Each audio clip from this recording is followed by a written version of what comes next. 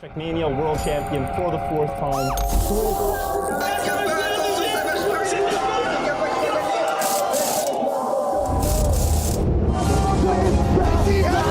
KC are world champions of Trackmania 2023 and are dethroning John Jr. and Tag. They did it!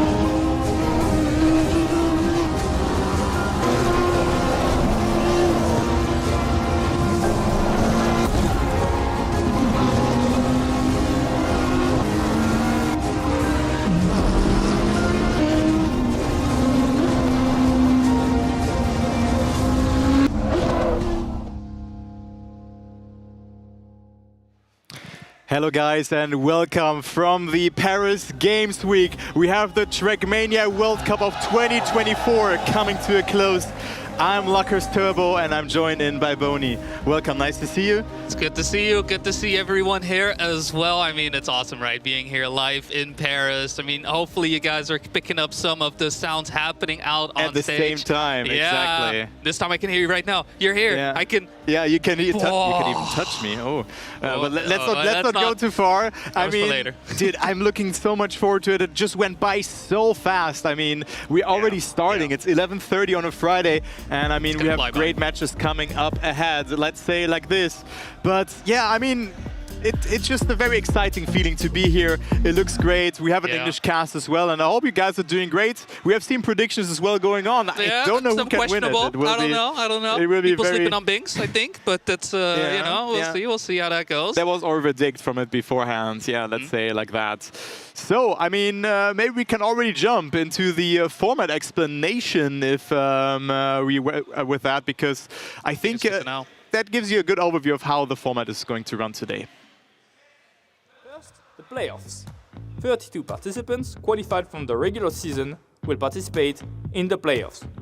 They will be split in 8 groups of 4 players based on their seeding.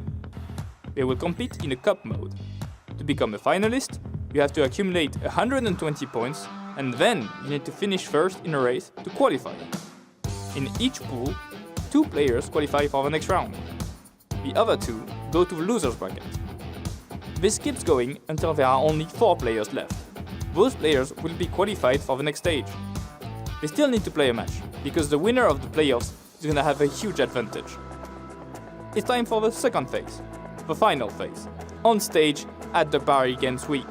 Here we'll have 8 players, the 4 from the playoffs, the reigning world champion Otak, the American Major champion Carl Jr., the rest of the world Major champion Muda, and the XP Evo champion who has yet to be determined.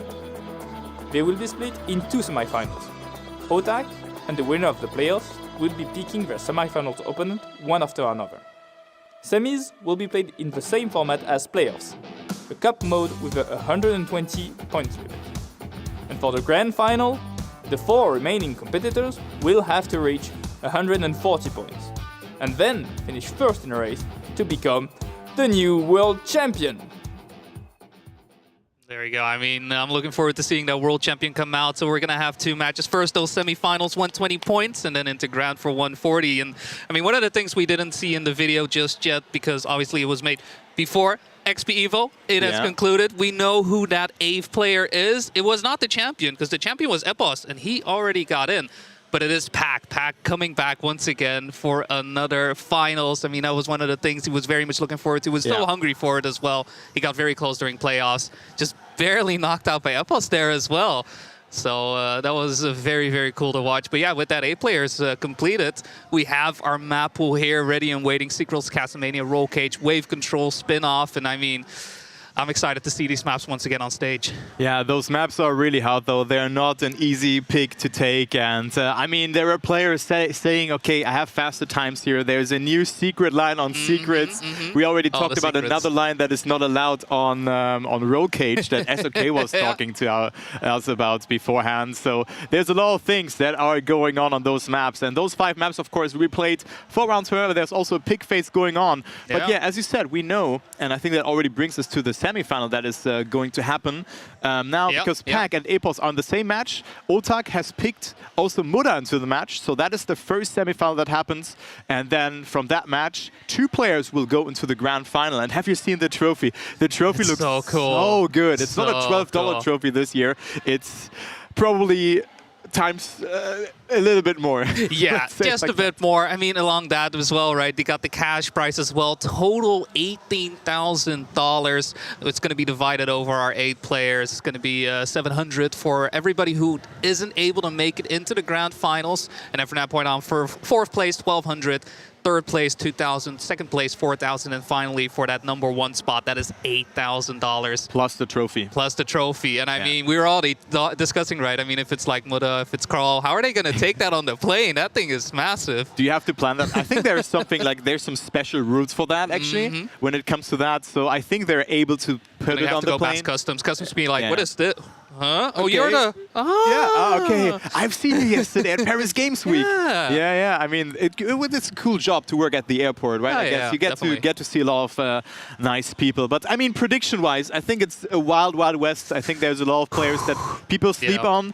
But maybe we go into our predictions for semifinal 1, and then maybe we can revise our predictions on it. I mean, there was also East Circuit Mania going on. But guys, I think it is coming home today. I think Epos and Pack will make it out of semi-final 1. As you can see here again, the players that have entered the event. We have Otak, who was able to pick the match, of course, and with that he picked, I think in order, Muda, Pack, and Epos, or Epos, Muda, Pack, something like this. And then Masa, of course, took turns with him, and his match will be Binks, Pusito Paco, and Carl Jr. That match happens after that. They can also see how the players have qualified towards the World Cup of this year. Otak being the defending champion, Pack, XP Evo, 2nd place. It was Epos winning it, but of course he gets the spot. Then Carl Jr. from the American Regional Qualifier. Rest of the World Qualifier has been won by Muda. And then we have Masa, Binks, Paco, and Epos qualifying via the World Tour playoffs that we also covered on the channel. Yeah, we did. And that was also, what a bloodbath that was, honestly, with the way things were going down.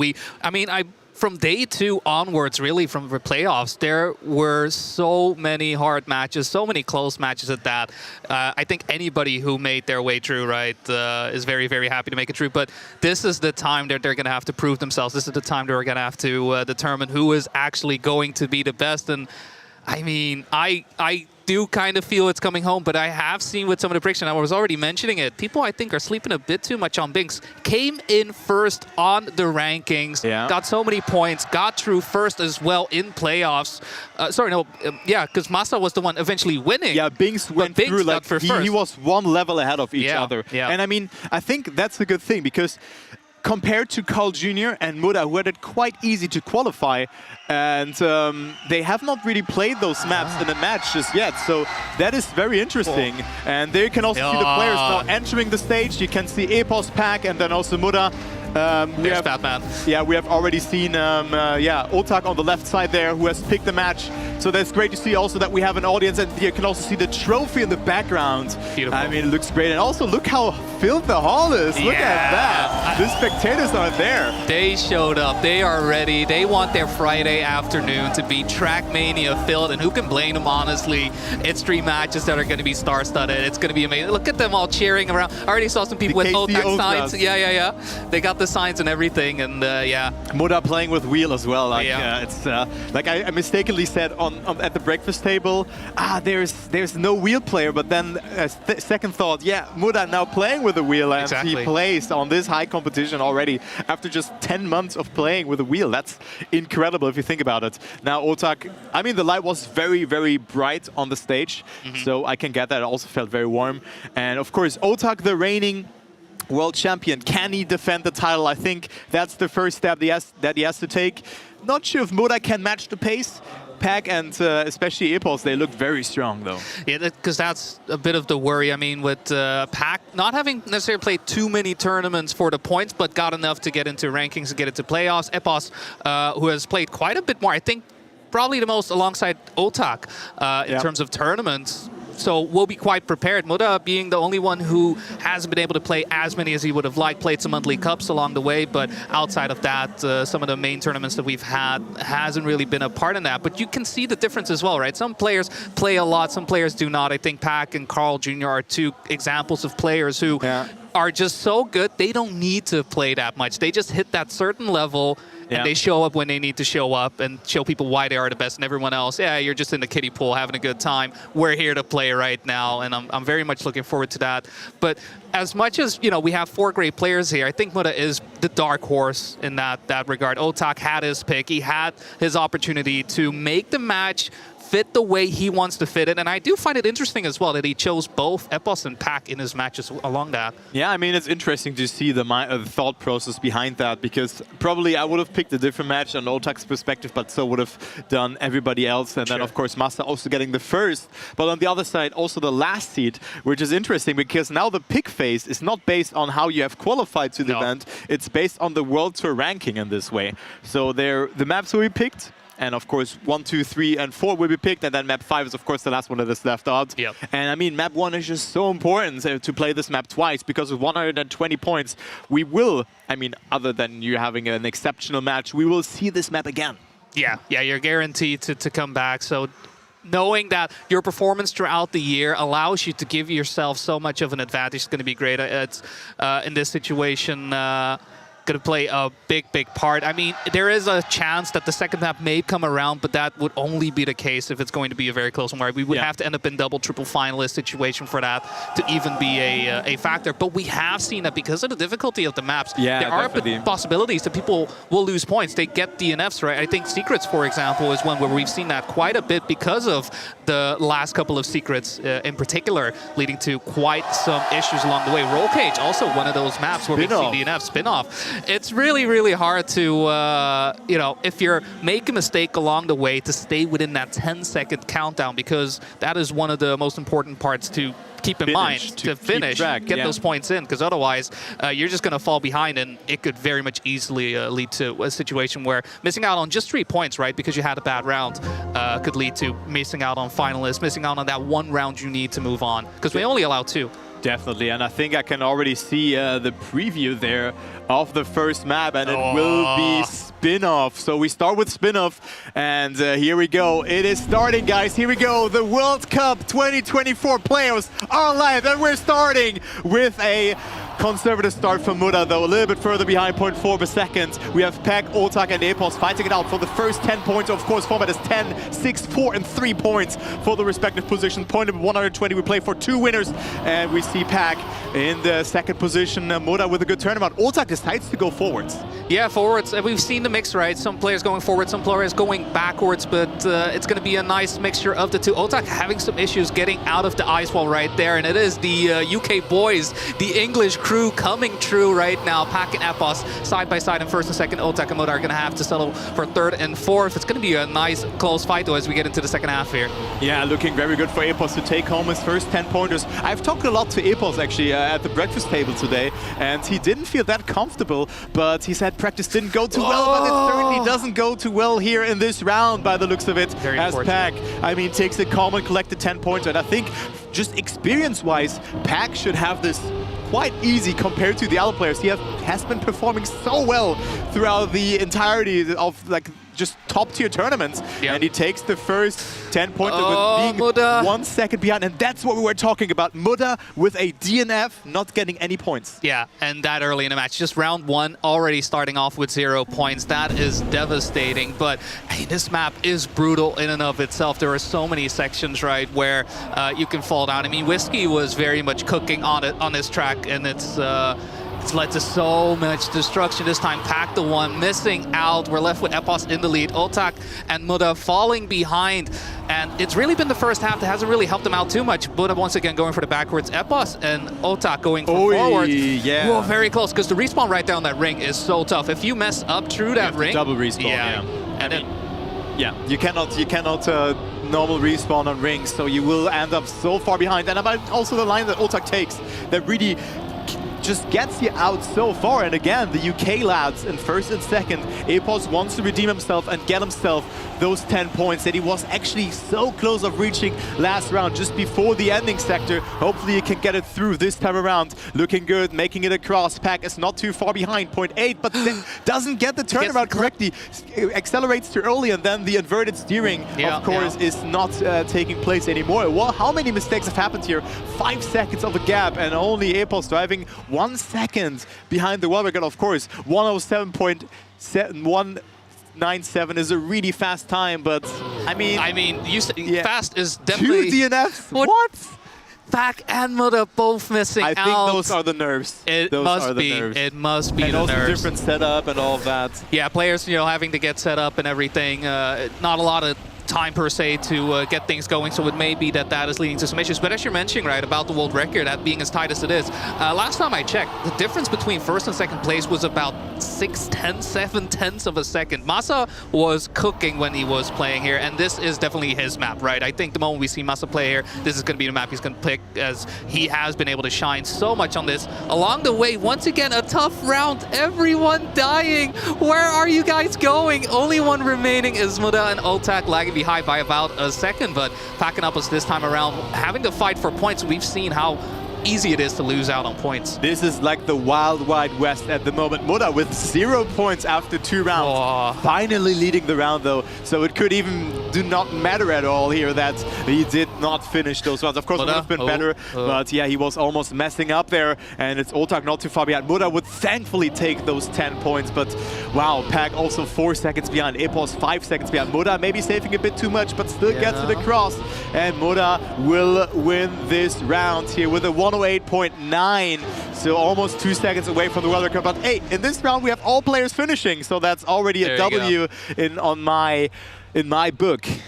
Players are working hard, right? They're making their way along the track, getting those points in from this point on, but it's crazy. We've had 3 rounds, and the highest point total is 18. What do you mean? So weird. It's so weird, but it's really been a struggle, and it does seem like this, the track just doesn't seem to be as much cooked. I think the moment maybe if we get into like a Castlemania or a wave control, I think the players will feel a lot better, but right now it does seem like the backward section's not going too well. The ice ball is not having some issues, but yeah, it's looking a lot better. This is what we expect. These are the rounds that we're looking for. Otak in the lead, Pack falling right behind alongside Muda and Epos also chasing down. This is a nice round. Yeah, Epos with a very low line that didn't have a good entry into the wall right there, so he's falling down a bit behind, as well as Muda, Pack and Otak fighting out for that first position, but it could still be anyone's game here with a good ending. We have seen a lot of players catching up a lot of time there, and it is Epos clipping, but gets away with it, but will not have too much speed here onto that part. Barely makes it across here, but has no speed to work with. Goes for the double respawn, and it's between Pack and Otak for that first position.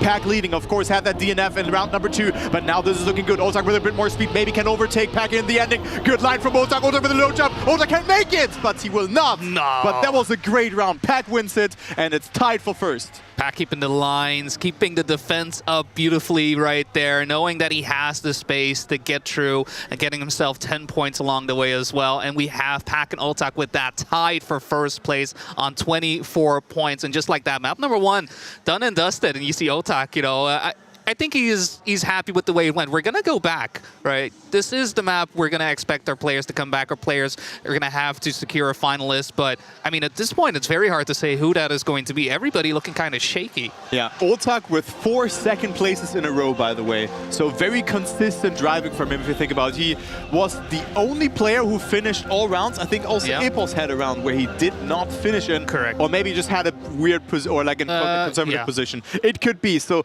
good map for Oltak here all along, showing consistency, finishing those rounds. And we have the next map coming into play. We have none other than Secrets, and maybe we have really a secret line on this map. Massa also has the world record on this map. 106.178 is the world record here, and let's go into round number 1. Muda definitely has to make some, has to do some deeds here because he's already 10 points behind the leader. Yeah, he's gonna have to do some real digging. This round looking a lot cleaner. Has Epos in front of him, but is going to have to get past him. Is looking for his first, look for those 10 points. He was able to get 10 points out of, well, the destruction happening on round number 3 on the previous map. And this round looking quite nice, fighting for that first place. Going a bit wider on the plastic doesn't mean he ends up in 3rd place, but even then, a great 3-way fight happening here. Yeah, definitely. Yeah, too, and it was Epos and Pack finishing this round there that Muda won. So Epos finished all rounds, and he is at 20 points. So here we go into the last part of the track, going over that small beam ledge, and Oltak finds himself in the lead, quite far ahead, but did not have too much speed here to work with.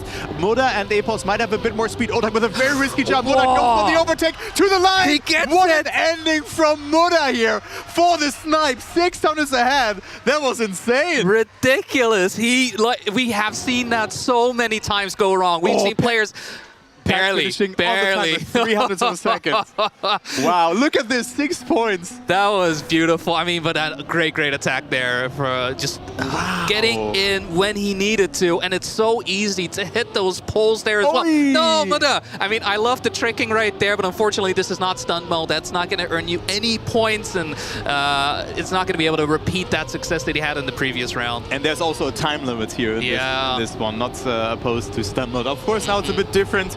But of course, with that, you have to finish 7 seconds behind. I think he had to opt for the double respawn there, or just a normal respawn because the checkpoint is normal. No. And look at this round here, Pack in the lead, looking good. Maybe wants to go into the lead here finally, as Oltak is trailing behind him. Epos with a weird slide there. It did look like that he initiated a bit too late, so losing a bit of time towards his fellow countryman, who still is in the lead by half a second now. Yeah, and with that, he's going to have to settle for 3rd place. Don't think he's going to be able to catch up too much. Oltak, though, still looking for some space to get past Pack, and both players making their way across the beam quite beautifully. Going to have to go for secret number 4, and Pack having a lot of space, but with the space available, we've still seen that go wrong quite a few times, and we see 2 crashes. 3 mistakes. Oh, 3 mistakes. no. And Epos wins, even though he went for the safe ending, and look at his reaction as well. He doesn't believe it. That's crazy. Oltak 2nd, and then we have a great fight for 3rd. And Muda still gets it. Getting it here. Again, Muda to the line, and wow, this was a very funny ending, let's say like this, but that shows how hard this last jump really is. Yeah. It is not that easy to do, and well, it is Epos now with Oltak in the lead. And we said before, like just before the second half of the map, we said, yeah, Pack maybe going to the lead after this round? No, he's on 3rd. No, he's falling behind. It's been a great back and forth in that regard, but especially that ending, right? We've seen it so many times. That's why I was so surprised with the fact that Muda went for the line on the first round as he did and was able to get away with it, because it's so easy to crash right there, as we saw happen just now. This time it is Oltak and Pack side by side dueling it out. Muda wants to play second fiddle, gets in between on the plastic, and is actually looking for some speed here. I mean, Epos for now is lagging behind, but just a little bit. Has some space to catch up, and we've seen how the 3rd and 4th secret turn out. Yeah, let's see how that turns out, as Epos is out of the race here by the looks of it, as Pack has a lot of speed here into the drop down. Oltak versus Pack, KC versus Orkless. But I mean, he is his own orc. Yeah. He's a chunk of a man, but Pack, I mean, having a great lead, but Muda had a good ending. Pack again, fumbling it. Oltak as well, and we see 2 mistakes in the ending. Epos is really capitalizing from just driving it somewhat safe, and Muda, you could have seen how he's celebrating this, but look how close this match here is, guys. 38, 40, 40, and 33 points. 7 points between the players, and we go into round number 8. We go again, we go for one more time to unlock the secrets, one more time into the escape room and see who comes out with the correct combination first. But it's, as you say, right, Epos just driving relatively casually, taking it easy. Ooh, bit of a mistake right there from Pack on the quarter pipe jump, is going to fall behind because of it. But Epos is just getting away with so many of these, you know, like slower lines just because of how much risk is being taken on that 4th line. I'm not sure why Pack decides to jump as far left as he does. Oh, and we see a mistake from Muda, but that's a good point, because that's not the first time that we see Pack making that mistake. It is something that he really just throws away a lot of points, but maybe in this round he can at least get that 2nd position, as Oltak is not too far behind either though, but Pack should have that. He should, should just not make a mistake, right? But he's now wants to push for that 1st position. Great line from Pack, risking so much, jumping so far there to the right as well, and having so much speed over the uphill sector. Look at this will all come down to the ending again. Now we have a good jump from Pack, gets the nose dive. Epos not clipping, and Pack wins the 1st position, and Epos also again wins that individual fight. Epos gets away with it again, also in round number 1 or 2, I think it was. Yeah. It was Epos just magically winning this round. So now the points are getting closer and closer. It is 5 points between 1st and 4th position. It must be a bit of pressure as well, as we do see the crowd right there cheering their way. We see Luti, we see G-Geek on the stage there as well, and look at the sigh of relief as well from Epos. I can imagine for him, 1st time on stage, 1st time in the World Cup. I mean, just a year ago, people were questioning, like, okay, you know, how good is he? And was actually able to beat Massa. He was able to beat Granadi. He was able to beat Pack, and that was in Scheveningen back then. And that was one of his first ones where he won. He didn't even know he won. Yeah, I remember the crazy round actually when it was like, I won, and that was great. So that was the first time that I've seen not Epos playing, but like competing very well. I mean, we were also able to cover that event from that side, so that was very cool. And yeah, I mean, what a great development. I mean, he was ending up playing the World Championship and this year as well, together with Razi, but they had a disappointing 7th, 8th finish in there, so it didn't really go their way. But now Epos is there to do some damage. He leads the match, and now we go to Castlemania. Definitely a map that is the easiest out of this map pack, and I would say a map that heavily favors Pack. Could be a good one. We have seen a new line on this map though from Massa, so maybe we're gonna see that one here as well. And now Pack with a mistake, so Muda leads, and of course Muda the one who has to pull the trigger. Pack is dropping down the line. Here is 0.4 behind. Epos also, not getting the no jump there. So there's Oltak and Muda left alive. Yeah, with that 1v1 happening, Oltak, Muda both needing some points here. They are in 3rd and 4th place, but it's the ending as well. It's seemingly simple, but we have seen players make some very odd mistakes. Actually, Pack getting quite close, and we've seen how strong he is on this ending. We know how much risk he loves to take, but Muda on the hunt on Oltak, wants to get the line, goes for a bit of an outer drift. We'll have a bit more speed, but not enough space to get in, and Oltak with the 10 pointers right there was able to keep the lines, keep the defense going. Muda just unable to really find some place to get past him, even though he was trying very, very hard. Yeah, I mean, Epos also was very, very strong on this map when we have seen that during the qualifiers. And, well, you can also hear the crowd rooting for Oltak winning that round, even though he has made a small mistake, but he was able to stay in front of Muda. And also Pack, who was, after that mistake, not too far behind, only half a second. Call out quite a bit, I think it was 0.1 in the end, and now it is Muda with a mistake in this round. Unfortunate touch for him indeed. So it's a 3-horse battle for that 1st position, and I think Pack would love to take that one. Yeah, he's looking for it. I mean, despite his mistake on that earlier round, was still able to get as close as he was, is very, very impressive. But it just goes to show, especially with Castlemania on that 2nd half, he is so strong, seemingly unbeatable for his, in his own right. Well, and Epos on that inside line. I think one of the first players actually to take the inside line on that sector as well. Everybody has adopted it at this point, but very unfortunate for him having made a mistake for a 2nd time. So 2 rounds in a row here on Castlemania where he's unable to make it happen. But Oltak in a close duel with Pack, and Pack looking to win it thus far. Yeah, Otak I think has slightly clipped or having to release, but very important round for Otak, even if he gets second position,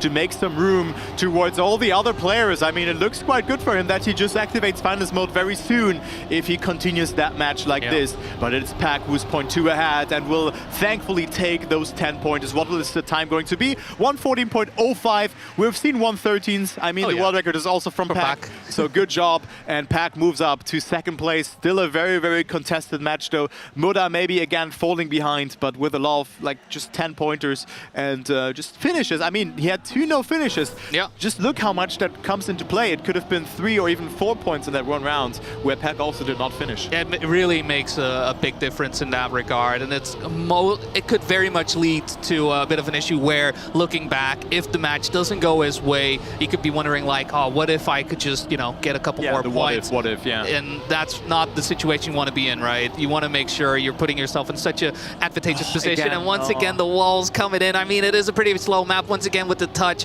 it's always tough, right? You get that first mistake, and it's so easy to make that second one just because of your, you know, you're a bit flustered when it does happen, but it's not going to be quite successful. Epos, though, looking to get some success out of this, but Epos, Pack, Otak going for it hard. What a line from Pack, though, just gaining so much time. They're taking so many risks, and Pack is so line efficient on those maps, just finding every pixel possible to just accumulate more speed. And also here, we go into the ending section, only 0.07 of a second between the players, and it is Pack who's definitely not slowing down. Good party over the castle part, going into the lead, overtaking his fellow countryman. Epos has to risk the ending. Pack with a wider approach, has more speed though. No, he has not. Epos going for the wider drift, and Pack will go into the lead. It will go to the line. And Pack wins another round. But look at this, only 0.2 between first and third, and Pack takes a sip of his Coke, and that is much deserved. You definitely deserved, you know, quick little sip, little bit of boost of energy, but his ending is ridiculous. Just pushing it on every single line. It seems like Epos,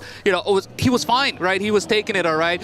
If you were to grade the lines, I would give Epos's line an 8 out of 10, but Pack is like, no, I'm going for 10 out of 10. I want extra credits on these lines that I'm pulling. Exactly. And it's really just paying off. The moment he is in that position, the moment he finds himself in a way where he can win this duel, he's going to go for it. Ooh, yeah, very, very interesting approach there from Pack, trying to go for that no jump, but it didn't work out, but still, he is only 0.6 away, and if someone can catch us up, it is certainly Pack, or allowed a mistake that we have seen. I mean, the one that was definitely capitalizing from that was Epos, who currently is leading the round, and he would thankfully take those 10 points as well. So third and fourth position in the total rankings in this match are on first and second right now, but Muda messing up the entry. I think he had a nose start or something like that, and that looked odd to me. So it is Otak moving up to second place with that. Yeah, and a lot of differences in terms of times between every one of these players. Epos once again in first place into the final sector here on Castlemania, and this time around there is no Pack really pushing on each and every one of these lines, and I think he's going to take it easy. I think he also is starting to get used to being here. I mean, they just see Pack sneak in right there. Where did he just come from? Where's Pack coming from? He's just teleporting. Yeah, like it's crazy. Like I remember those like 6-lapper formats, and then Pack just catching up like 2 seconds over like 3 laps. Yeah. And no one knows how. It's crazy. So Pack, Otak in the lead right now, but Epos definitely not too far behind. Muda losing a bit of ground on this map, I would say. Yeah, just definitely something that he needs to catch up on the next 2 maps that are coming in.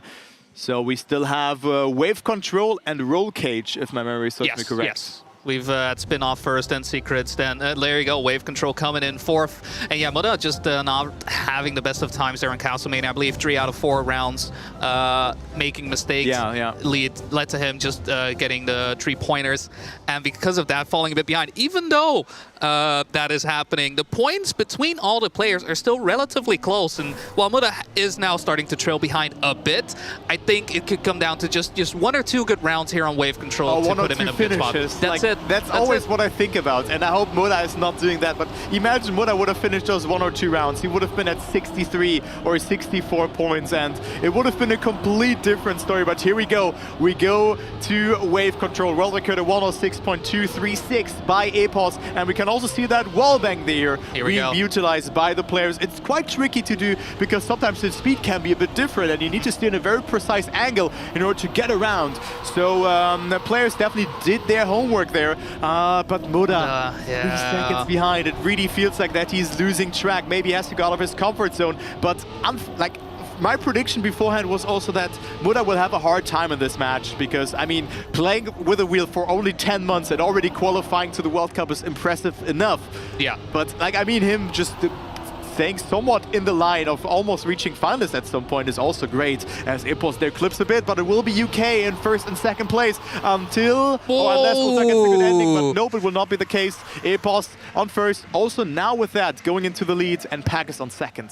Yeah, I mean, what you say right about Muda, just 10 months with the wheel. We've seen it with Wizzy, we've seen it with Granadi. They have their setup points. on, on wheel, on stage, can be quite tricky to get, right? It depends on the desk, depends on the wheel setup, the height and whatnot.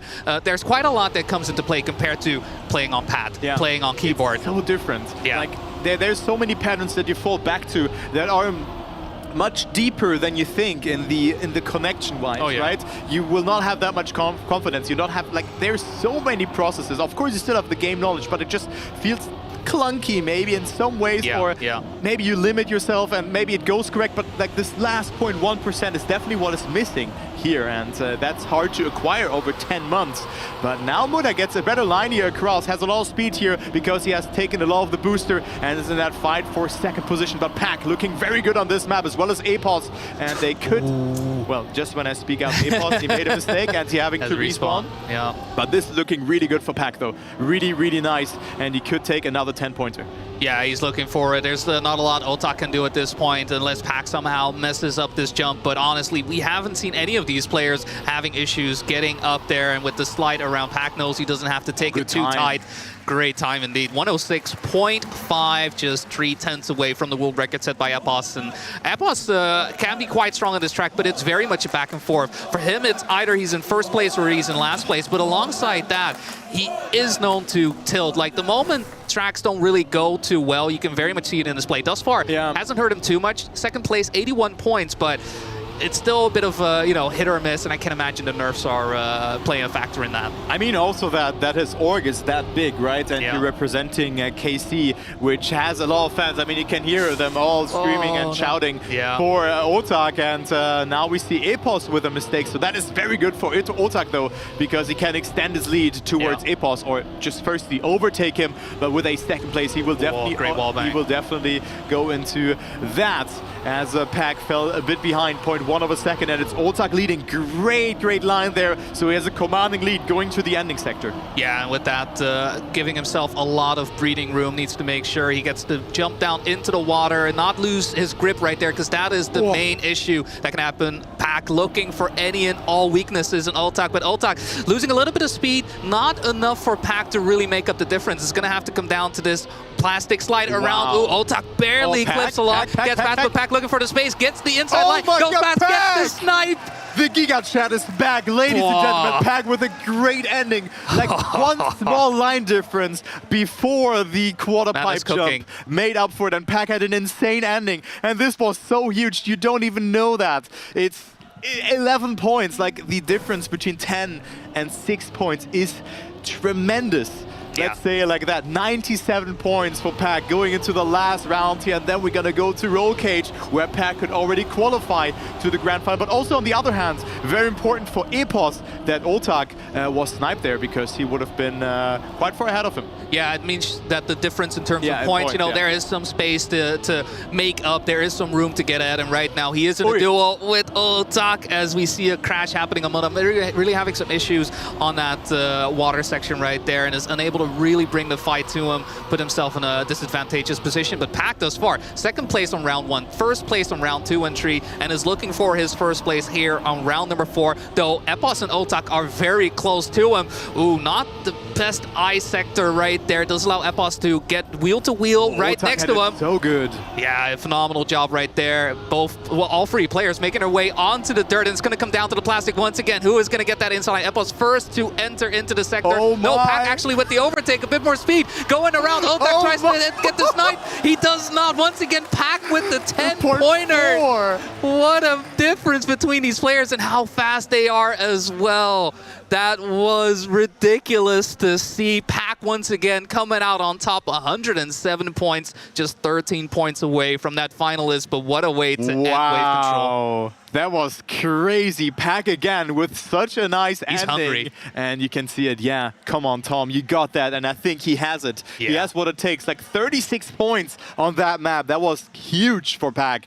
So good to see that. And he will activate finalist mode. Most likely here, maybe even with another finalist attempt to spare with on Roll Cage. So this could be the decider for Pack. And I mean, also very important, again, that Otak did not walk away with those 10 pointers in comparison to Epos, who had a good map. I mean, I think round 1 and 2 were good, where he got a first and second position, but it's still only 4 points between them. So the battle for second is definitely not decided. Also for first, I mean, finalist mode still has to be cleared. I was about to say, you still have to win one more round if you're a finalist. So that is also something that is sometimes not too easy to do. No, not at all. But map number 5 underway, as you mentioned, right? Pack, the one who will be able to get finalist. Otak technically could do it with the amount of points that he has, but this round not looking too positive for him.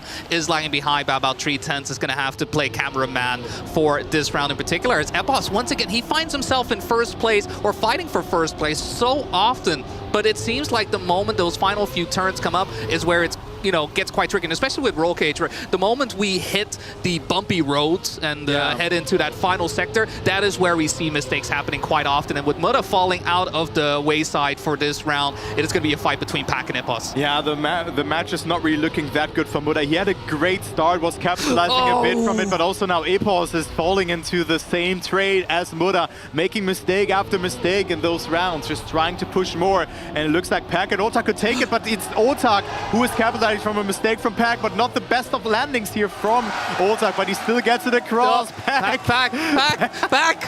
You need to cross the line! Across the line!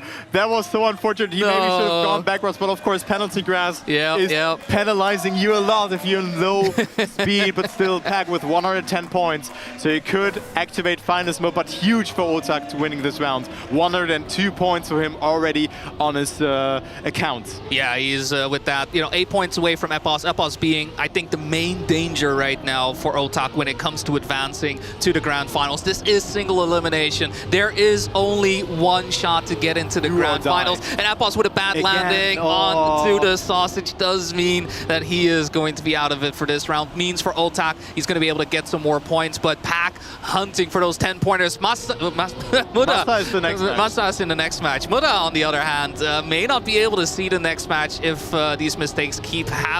Yeah, it's really been a tough match for him, and it may be, still getting used to Wheel. It may be not having played as many tournaments perhaps as he would have liked, perhaps a bit of jet lag. I mean, I don't know how he keeps surviving with these, but Pack wants 10 points. Yeah, but I mean, he also wanted 10 points in the previous round and then overheated a bit. But now it is Otak with more speed, could go into the lead here and could get himself 10 points. But it's still all in the ending. Great ending section from Otak. Good entry. Pack has it good as well. It will all come down to the ending speed. But Pack again fumbling here and will not get 10 points, but will get 6 instead, 1.7 seconds behind. It really seems like Pack struggles with the ending, and also Muda overtaking Epos, who's slowly and gradually losing points towards that second position, and time is running out. 8 points and 4 points for Pack and Otak, a way of reaching finalist mode. Yeah, Epos starting to lose the momentum that he was able to build up throughout these previous maps, where it was, a bit closer to one another. It does seem like Roll Cage is the place where the difference is starting to be made. We have a potential double finalist with Otak and Pack. Would mean Otak first place back, at least third to get into it. And Pack with a bit of a lower line there on the sausage. I was a bit worried for him there. He was unable to make it through, but manages to survive, manages to recover. And with Muda and Epos right behind, this could very much go every way. Yeah, this could go everywhere, but also good to see Muda on this round somewhat, but it just seems like he misses the pace on those maps. He just has to risk in order to stay alive, but maybe the next map. I mean, he won a round there, but here it just looks like abysmal for him. It's just not how he wanted it to be, but of course it's still good to see him qualifying to the World Cup of this year. But Oltak needs a first position to activate finalist mode, and then he has to win another round to take it home. Pack just cruising, you know, he does not care. But again, like Epos and Muda, both with mistakes, so Oltak and Pack have it really easy in this semifinal. Yeah, it's in that regard, the 10 and 6 pointers, they're just getting what they need. Oltak needs his first place for finalist, Pack needs 4 points, gets 6 for finalist, and with Epos getting in 3rd place, he will be crossing the 100-point mark, but now all of a sudden it is do or die. There are at least 2 rounds that he needs to survive, but even then, I mean, we can have Pack and Oltak move on to the grand finals right here, right now. Yeah, definitely. And I mean, this is the last round on this map here as well. Epos with another mistake. His momentum has completely vanished, and the defending champion is battling it out with Pack, who has also won the World Cup. But Epos is not the only one who has made a mistake. It is also Oltak. It's now the easiest opponent in this match, as we've seen so many mistakes have happened. Pack could be the first player qualifying to the grand final if he's able to beat Muda. Yeah, we know he has the pace. We know he has the consistency. He's been looking phenomenally thus far here on stage. Doesn't look like any and all pressure is getting to him. He is keeping up with Pack, but not able to overtake. Keeping up is not going to cut it, and Pack, I think, is going to be very happy if he can just move on, if he can avoid Spinoff and just make it happen here on Roll Case. Just a couple more sectors to get through, and especially the bumpy road coming up right now. This is the point where it's make or break, and he doesn't survive. He fails it. And this is, of course, a lot of momentum being done and dusted for Pack. And I mean, this was a free round for him to survive. And I mean, it's not over. I mean, there could still be mistakes happen, but now Muda wins that round with a 1:14.3. Not the worst time of all things, but Pack was definitely opting for a faster time and could have taken it home. But also Epos, 107 points, still both finalists in the mix. So 1 finish and then 1 10-pointer is enough for Epos to also reaching that finalist mode. Muda at 92 points, but the match is not really going his way. He makes so many mistakes. It's like he's there, but also not. It's like he could have finished it right there. Right? It's like it's so like But it's the thing, right? He has to go around now. That was map 5 done. We go back to Spinoff. We go back to a map where we see our players, 2 of our players most likely, spin off stage and into well, the spectator seat as they will be exiting out. Thus far, it does look like Oltak and Pack are the 2 to make it happen, but every one of these players had issues with Spinoff our first time around, and here we are, second time.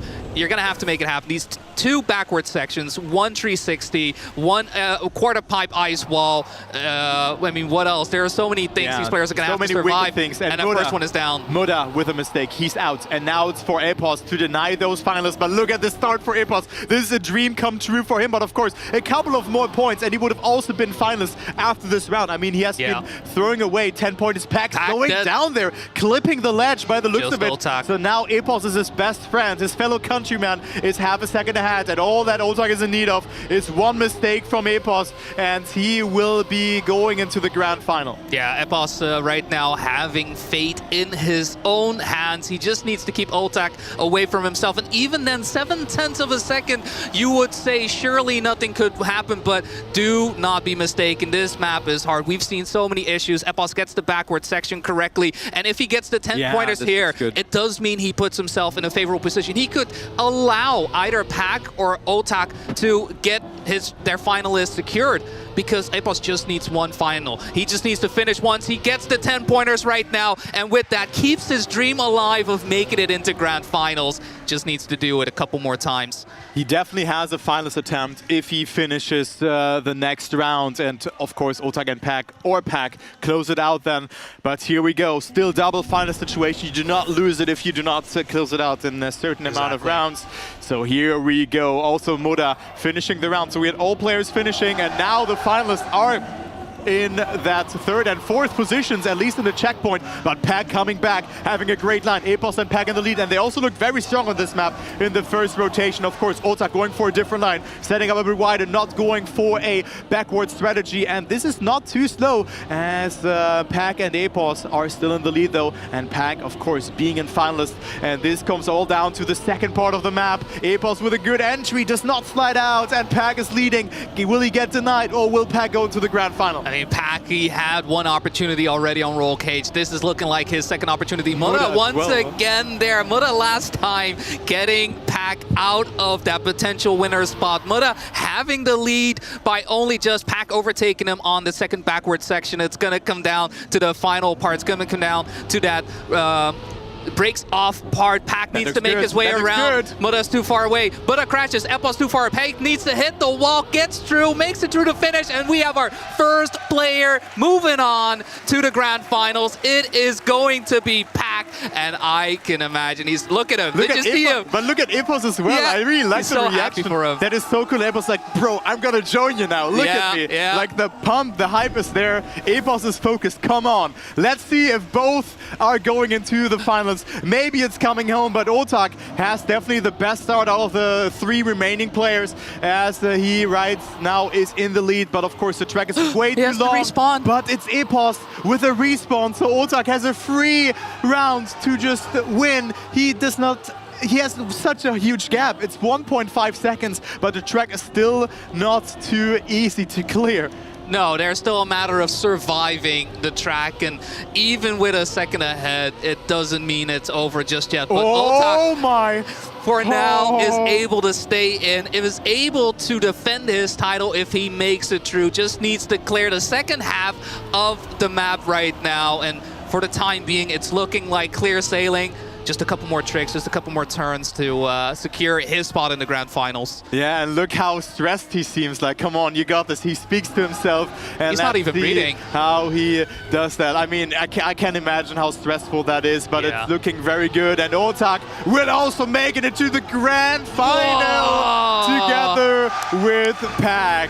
So Epos was so close of making it, but no cigar in the end. So there you have it. We have our first 2 grand finalists, and of course, congratulations to Epos and Muda, who played a fantastic match as well. Muda struggling a little bit more, but of course, him playing with the wheel for only 10 months is just, it's a huge accomplishment. No, definitely. So with that, you know, having to get used to that, we already mentioned, right? Just being on stage with a wheel in and of itself is hard, and only having played 10 months. But at the same time, Epos, right, not making it through. I think a bit of the tilt, right, that has been his issue throughout the year. There are moments where things, when they go wrong, it seems like they just keep going, keep going. Roll Cage did not go well, and if he was able to hit the pace he could usually on Roll Cage in his usual setting, I think it would have been fine, but it just seemed like that was getting to it. But even then, his first time on stage, his first time to go for a World Cup finals in this way, getting in, well, 6th, 5th, 6th. We'll see how that'll turn out with the other one. 8th actually, but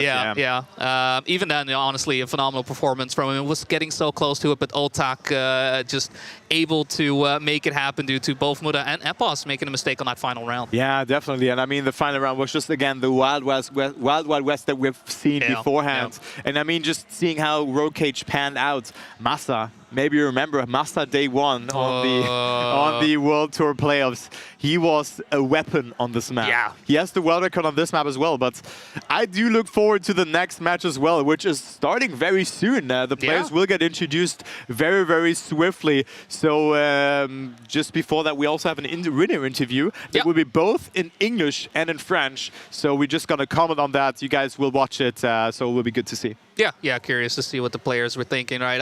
After a match such as that, and knowing that you're going to have to go for, well, the grand finals for specifically Pac and Otak in this situation, gives themselves a little bit of a breather, but perhaps give them a chance to, like, voice your, your thoughts that you could clearly see were on their minds. I mean, Otak, that last round, just pure focus. Yeah, and he was like, you got this. I can just imagine, like, of course, Cup of the Day Division 1 final rounds is nothing compared to this. It's nothing compared to this. Not even close. I would fade while being applied to so much pressure. I don't think I could stay, awake. Exactly. Yeah, I would faint. Like, head into the 360. Is he there? Just go into the reboot. I do the 360 RL. Exactly. I'm gonna do that. But look at this. Also, the crowd. I mean, like you don't see it right now. No. Maybe we should have production actually showing the crowd real quick. There is so many people here in this area. It's just great to see that. But I mean, you have also seen that during the match as well. And we have an interview with Pac actually. Cette demi-finale et c'est un honneur pour moi aujourd'hui. Je suis avec Pac pour cette interview. How are you feeling right now, Pac? Just GG's. It was really insane. Congratulations again for this qualification to the grand finals. How are you feeling right now? I feel stressed. I mean, that was really tight at the end, and it was a challenging match. Nothing really was fast. No one was very good. It just sort of kind of fell into place in the end, thank God. You faced some tough competition. How did you manage to keep your focus and composure under pressure? Well, by the time at the end of the match, I feel like I finally felt like I was getting into the match. And so the focus was really on it.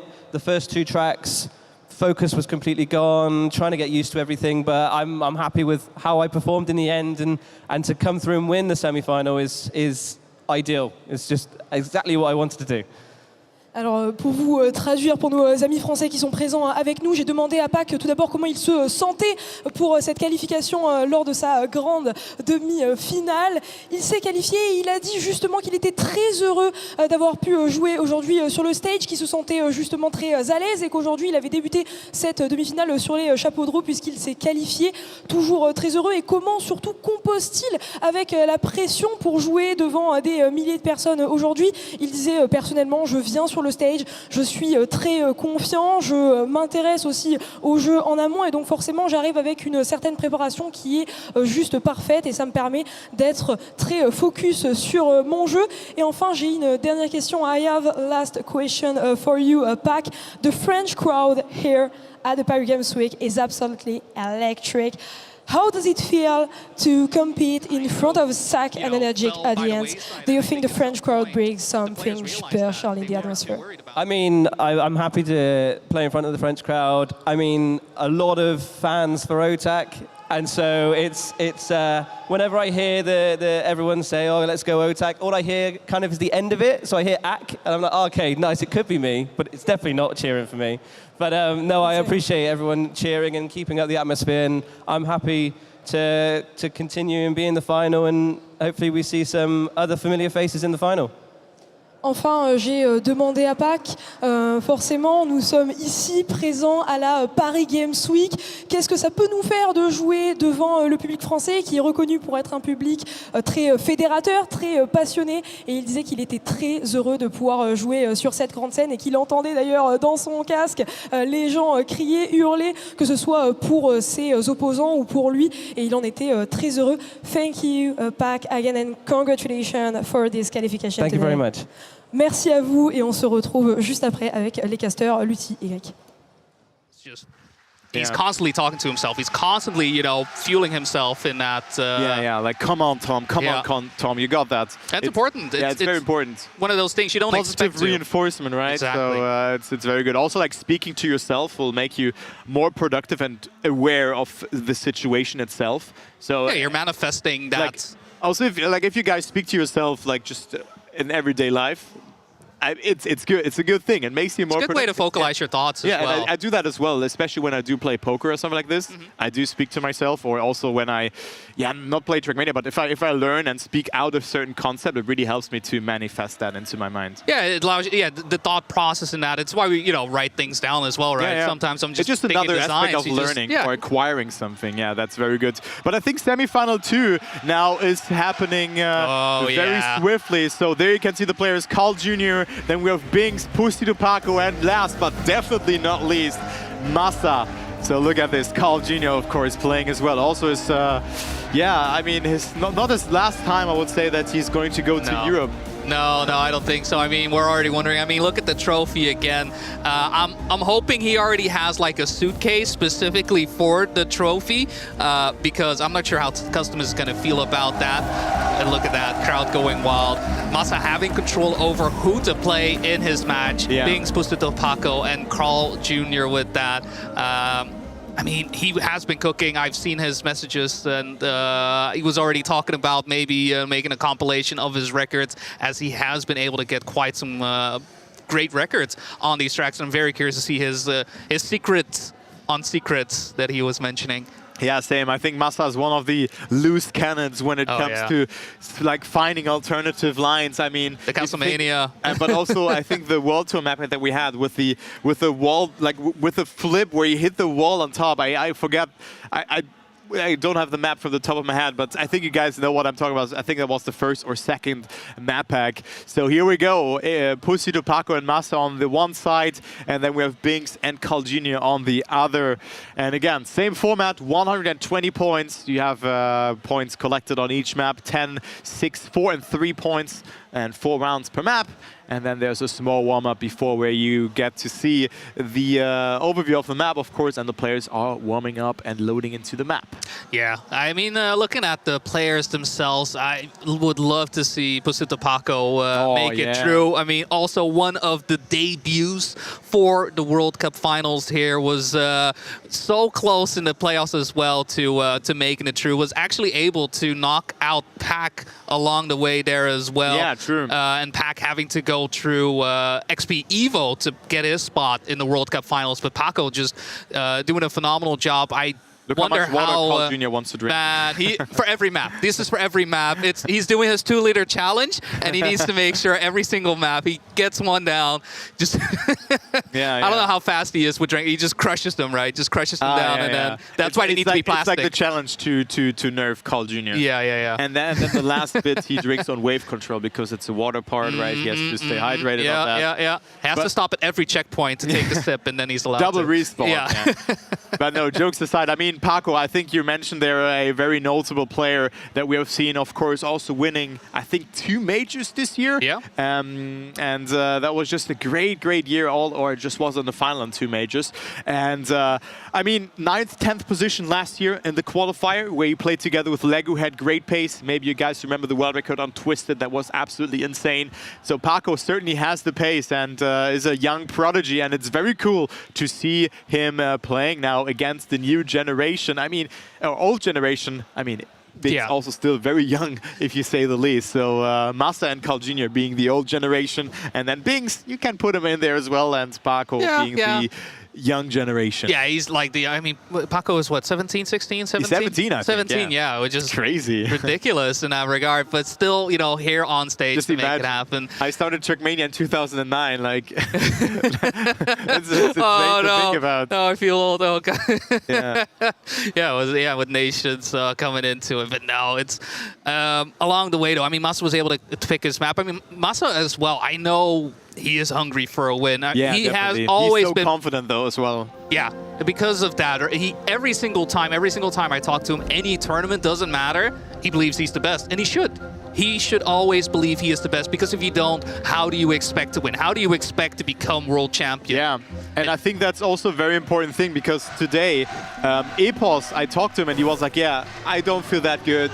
I am not believing in myself, but I don't think that I'm going to win. But Massa's like, yeah, dude, of course I'm going to win. And that's the mindset that you need to follow. But here we go. We start with a match. World record is from Massa. We start on secrets, and let's see what secrets Massa will unfold on this map. Yeah, I'm looking forward to seeing what he has been cooking up for now, though. It's going to be Binks in the lead. Binks, the number 1 on the rankings with that as well. Also, I think one of the players a bit slept on. Massa, barely staying alive through that, but Pusito Paco fully dead in the water. So with that, we do have 4 players down from 4 to 3. Binks and Carl Jr. currently in first and second, and Carl Jr., I'm very curious to see how he will do on these tracks. Was able to get through the American qualifiers, but even then, we haven't really seen him that much in action this year. But I mean, it's the GOAT.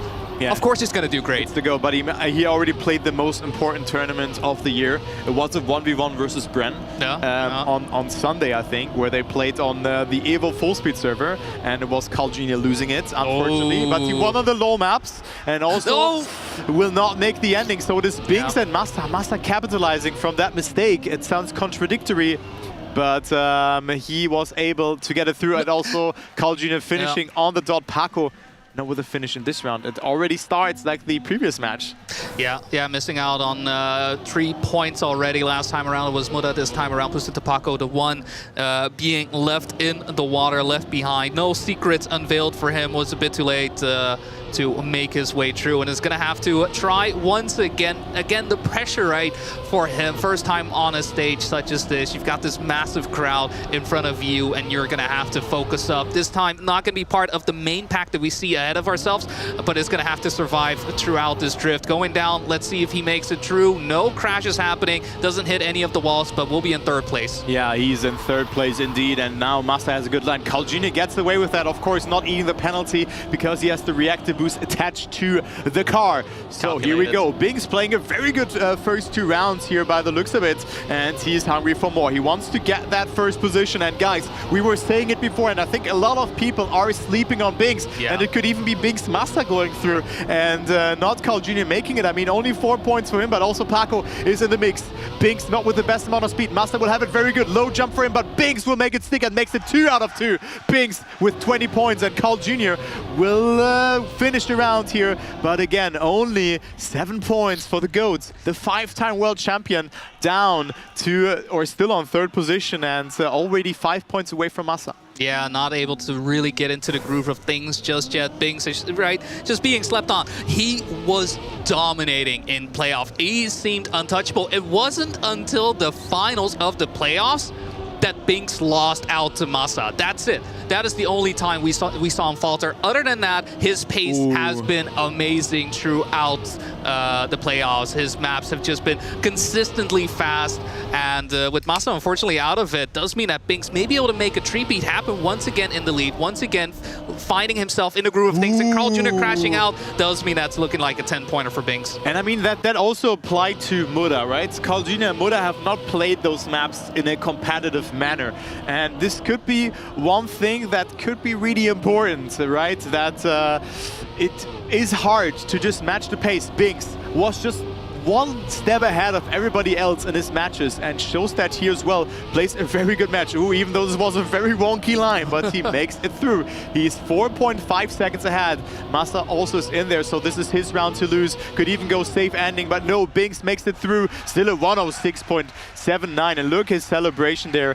Very good. 30 points for Bings. This looks really good. Gets him a head start, and also Carl Jr. and Massa finishing after that mistake. Paco getting second place, so look how cozy it is for that second place, and Bings having the double amount of points than Massa, who's on second place right now. That's crazy. He's playing the final boss as he has been doing throughout playoffs. It really does seem that when it comes to this map pack, Bings is just commander in charge every single time. He is doing phenomenal in each of these maps. Yeah, there may be situations where perhaps on Spinoff, Massa will be able to outpace him. Yeah, we've seen Pac, for example, get that ending cleaner on Castlemania, but Bings, I don't think there is a singular map where I can imagine be like, oh yeah, no, he's going to have an issue, or he's going to have a tough time. Every single time he puts himself in a great spot. Every single time he puts him in top 2, and he's looking like for a, well, perfect sweep right now. Yeah, Bings looking really good, has a commanding lead as he now goes into the next part, but Massa certainly not slowing down. I think it was 0.4 of a second in the first part of the map, but now that we praise him so much, it is Bings with the first mistake. Massa as well, and Carl Jr. tremendously capitalizes from that. He's like, I'm first, but he cannot see that because he plays with camera 3. Not sure if he is interface on or off, but I think he plays interface off, if I recall it correctly. But here we go. Carl Jr. getting those 10 points. Paco not finishing on second place. It is Massa, Paco on third, and Bings on fourth. But still, 33 points out of the first map. That is a lot of damage being dealt here. Carl Jr. also back to second place with that. Yeah, it's for Bings, very, very good map. Secrets going, well, entirely his way. If it wasn't for that one crash that completely put him dead in his tracks, it would have looked way better. But even then, as stacked as the lobby is, water bottles. Yeah. I mean, come on, you need a drink. Stay hydrated. See, that's the thing. He's too focused. I don't think he's even opened up that bottle. I think that bottle was not opened at all, and he is just completely focused. He's completely ready to get into map number 2. Looking like Spinoff is going to be our second track to be played on. And last time around in semifinal 1, we saw that this was quite a decider, was quite a deal breaker, and we've seen quite some DNFs happening here. Will Binks be able to keep that momentum going, keep that lead going, would be very, very impressive. But we know here is Massa. Massa with that world record, a massive world record at that, very fitting to his name.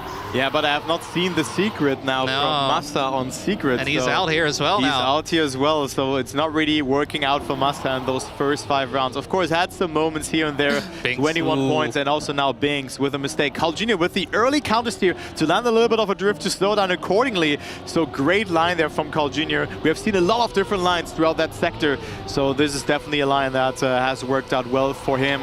And of course, here he has to swap to camera 1 to make that eyesight across. But now Paco in the lead, and he could certainly use those points to his advantage to come back to the pack. He's at 14 points at the moment, could go up to 24.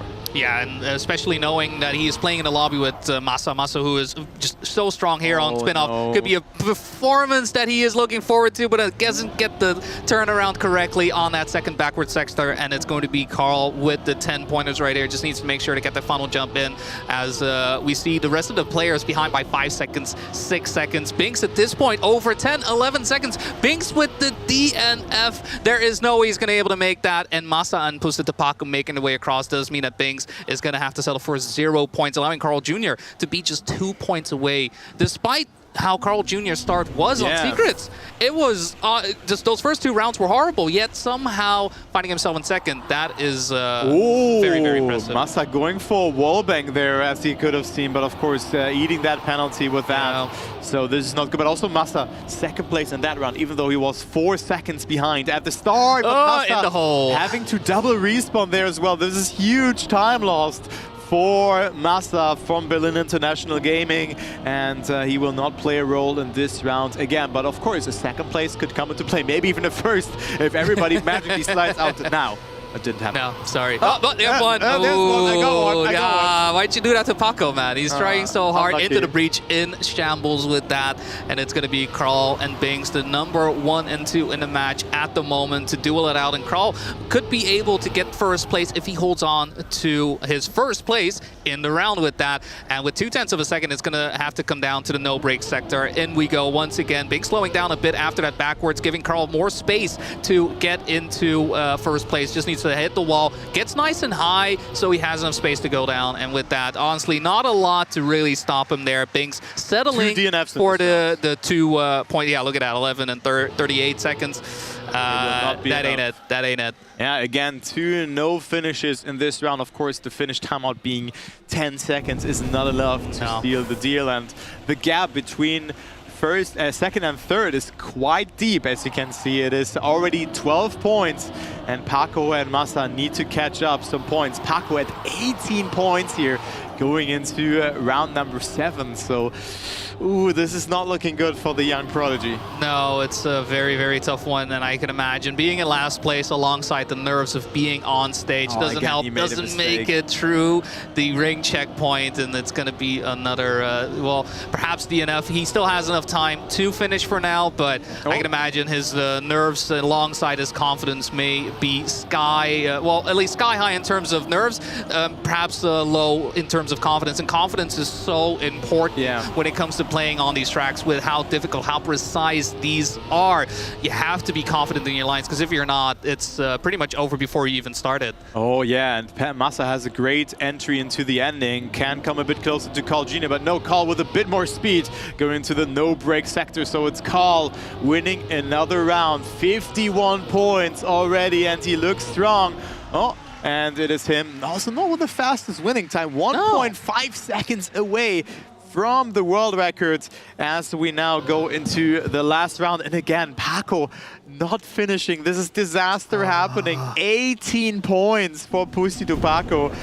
Oh, this is definitely not that good. And here we go. I mean, I think also SRK was cheering for Pussy to Paco, if I recall that correctly, but this match is definitely not working out in his favor. No, ooh, as we see multiple casualties happening, Bingst is out of commission. Carl Jr. with a little bit of a clip right there. It was already behind, and with that, it's going to fall even further behind. So Massa, possible to get his 10 points, possible to get 10 points on, well, his favorite map, though, for him, as he mentions as well, his favorite map changes quite a bit throughout the tournament. And Paco, with the overtake, just needs to keep the momentum going. He needs a map to go in his way, to go in his favor, to give himself that confidence, to let him know, hey, I am good enough to be here. I made it in. I qualified for the World Cup finals, and I should be on this stage. Nay, I should be moving on. It's a long journey right now. He's not been able to do too well. 18 points out of 7 rounds.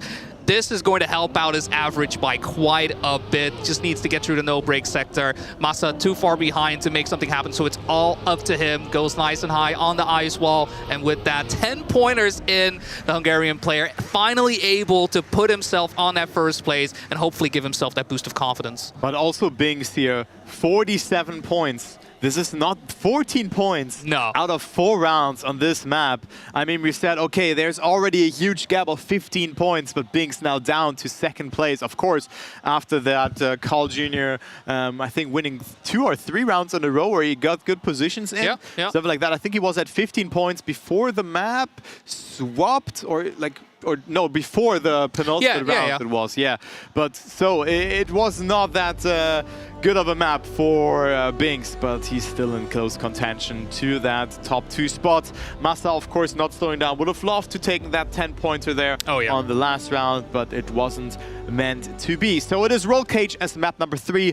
And let's go. Good luck to the players. Paco, of course, left alive now with 28 points, but still a lot of catch-up work has to be done. Yeah, at least 10 points between each of these players. As you can see, 54 for Carl, 47 for Bingst, 39 for Massa, and 28 for Paco. So, you know, 5, 4, 3, 2, 1, just not the one anymore, as Paco has some issues jumping through the sausage sector, is going to fall behind into 4th place, but still in the running, though Bingst is starting to make a big gap between him and his competitors. But even then, it doesn't mean that it's over just yet. There are still quite a lot of places where things can go wrong, and a lot of places where players will be able to make an overtake happen. For the time being, Bingst leading. Especially the ending, which is very hard to clear for the players. But yeah, Bingst having a great lead here of 0.3 of a second, but Massa certainly not slowing down. He didn't have the best start, but he still finds himself in the mix and is slowly but surely catching up quite dramatically towards Bingst. Only 0.17, and here we go.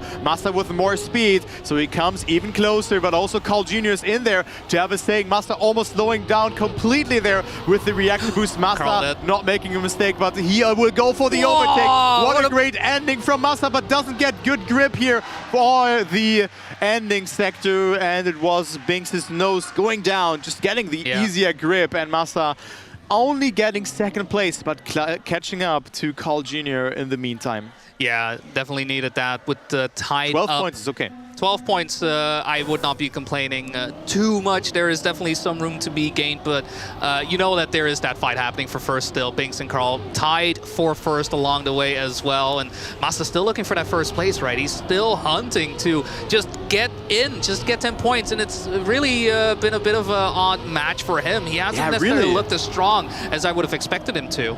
Yeah, like 9 rounds. Oh, 2 mistakes have happened here, and no first position from Massa thus far, but still having accumulated 45 points, which is quite a lot. So it's an average of 5 points per round. That is not too bad if you think about it like this.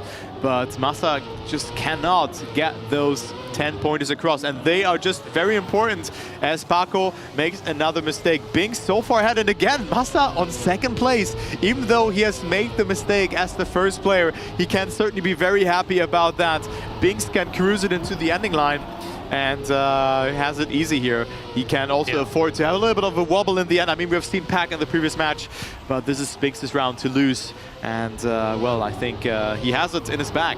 Yeah, with just the final part happening, going nice around the wheel right there. Not looking like he is in any trouble. Massa with a bit of an awkward landing. But Paco too far behind to take advantage of it. So once again, a 2nd place for Massa. I believe if there is a 2nd place stat, Massa probably has it the most thus far. 51 points at the moment. Is getting a bit closer to Carl due to him also having some issues, ending in 4th place. Making sure the gap is shrinking by just a bit, but Binks was able to get just all the devastation, all the crashes that were happening, and somehow he is the one to be able to come out on top. He is very adept at taking advantage of those situations. And also Carl Jr., look at this, 60% crashes, 40% top 1. How? So that means either he crashes or he's first. Yeah. So that's also interesting to see that. And then we also see Binks, 40% crashes, 50% top 1. That's not And then 100. of course we have that one first place from Paco. And Massa yet to find this one. Maybe he now arrived in this match here going into round number 11. So this is looking like a good fight here between Postito Paco and Massa. Maybe the nerves have settled, everything is now a bit more under control, and players finally bringing their A-game. Similar pattern to match number 1, just that this one is a bit delayed to like map number 3. But here we go, closest round has happened, and Massa having to utilize the roll cage. Paco as well. You cannot believe this. What is happening? And this could be already like mentality-wise, this could already be over for them. But of course the match is still Binks going too far to the left. Oh, and Carl Jr. wins the round, and again top 1. Another crash. Yeah, with this Carl Jr. and Binks, you know, keeping the lower parts of society in this track. Massa and Postito Paco just unable to make their way up. Once again, a strong start. Both players looking great, but it's really been the consistency either on Massa's side where the pace isn't quite there, and with Paco it's really been inconsistency. His mistakes have been happening and have been showing, and I really do believe it is down to pressure. I really do believe it's because of, you know, you got the spotlight on, you've got the crowd cheering, and there are a lot of people cheering for Binks. There are a lot of cheers for Carl. I can imagine for Paco, again, this is his debut. This is his first time on stage like this. That is so hard. Yeah, I agree with that. I mean, I think he has been playing some LAN events, also played on stage there, but of course this is a complete different level here for Postito Paco, as he is not having the worst round, and I mean the rounds are just gradually getting better and better. Massa and Carl Jr. are leading right now, and hopefully Massa can get it around this time, because he has made that mistake in the ending, sacrificed a little bit of speed to just get a better line around that corner, and this looks very good for Massa, but again a bit wobbly there, having to slow down, but stays alive and still is in the lead. Binks coming back with more speed. Massa with a more inside approach. This is looking good for Massa to win his first round in this semi-final too. Looking very, very nice, but eating too much penalty surface. Binks not with a good landing there, and Massa finally wins the round with a 113.963. Very good time.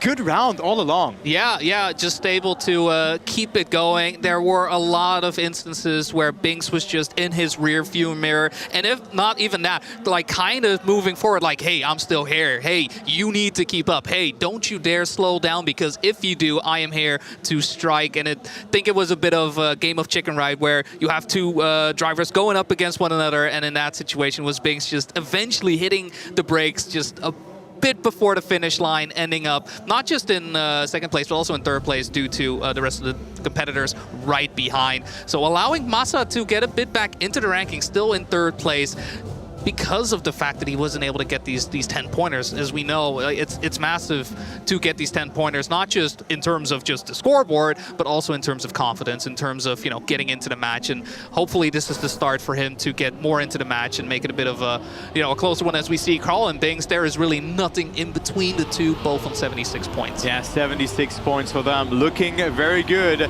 to activate finalist mode very soon, but Massa, of course, now bringing himself on the boards, knows the taste of a victory on stage, and hopefully he can just continue with that. Great and confident start, and that's like, you know, you get used to it a bit more, you know, the muscle memory slowly comes back. The one was also not that long, but I mean, that's just how things go on events like that. Oh yeah. And it's Massa versus Binks here on this round. Massa going very, very wide there to just activate the booster a little bit more. And it is them fighting it out, but so Massa making a mistake there. So it is Carl Jr. with the overtake, and this will taste very good for both of them, because they could cross the 80 points, and they will cross the 80-point barrier if they finish this round on first and second place. Yeah, needs to hold on to it. Binks and Carl Jr. at the moment in a nice tight fight. Carl Jr. could be able to get the sniper here, gets the inside line, and actually gets the overtake there as well. Beautiful attack there from Carl Jr., just showing off how despite him, you know, falling a bit behind him, wasn't necessarily looking like he was contending for first place as much as he could have been. He's still able to get through. He was able to take advantage of, you know, Binks taking it a bit more casually, taking it a bit more slowly to, you know, still get into top 2. But even then, you know, there's always Carl Jr. He's always lurking behind. Unfortunately for Masa, right, just unable to really get in as much as he would have liked. And again, another mistake from Masa there, and that's just the match not really working out for him in his favor. So he's down to 4th position. So again, another crash and another non-first finish from Masa here. It is Paco now who is also making that mistake. So Carl Jr. and Binks follow that pattern from semi-final 1 as well. There we also have seen Epos and Muda making those mistakes like in the last half of the match. And Carl Jr. could go up to 96 points. This will be so hard to fill the gap for Masa, as it is Binks who definitely not happy with just a 2nd position. He wants more than this. This was a very good line from Binks. Beautiful. Going for the overtake. It will be Carl Jr. with a bit more speed and a slight better angle there for this jump, but he clips with a mistake, and also Masa can maybe overtake Carl Jr. because he has more speed, and Binks wins the round. Masa at least getting that 2nd position, and then Carl Jr. comes on 3rd, and Paco only 3 points, going up to 50 points. Yeah, Masa there with a bit of a consolidation prize due to the mistake on Carl's side, but even then, I don't think he's too happy. We've also seen, and I just want to bring quick attention to, is that wallbang sector. I mean, if there is one part here on wave control where I can imagine your confidence just, you know, goes out the window, we've seen that mistake happen twice on Paco's side, it is that wallbang. As we've mentioned, the speed you enter in always differs a bit, right? It's not always quite the same, and not only that, because of the watery wheels, having to navigate your way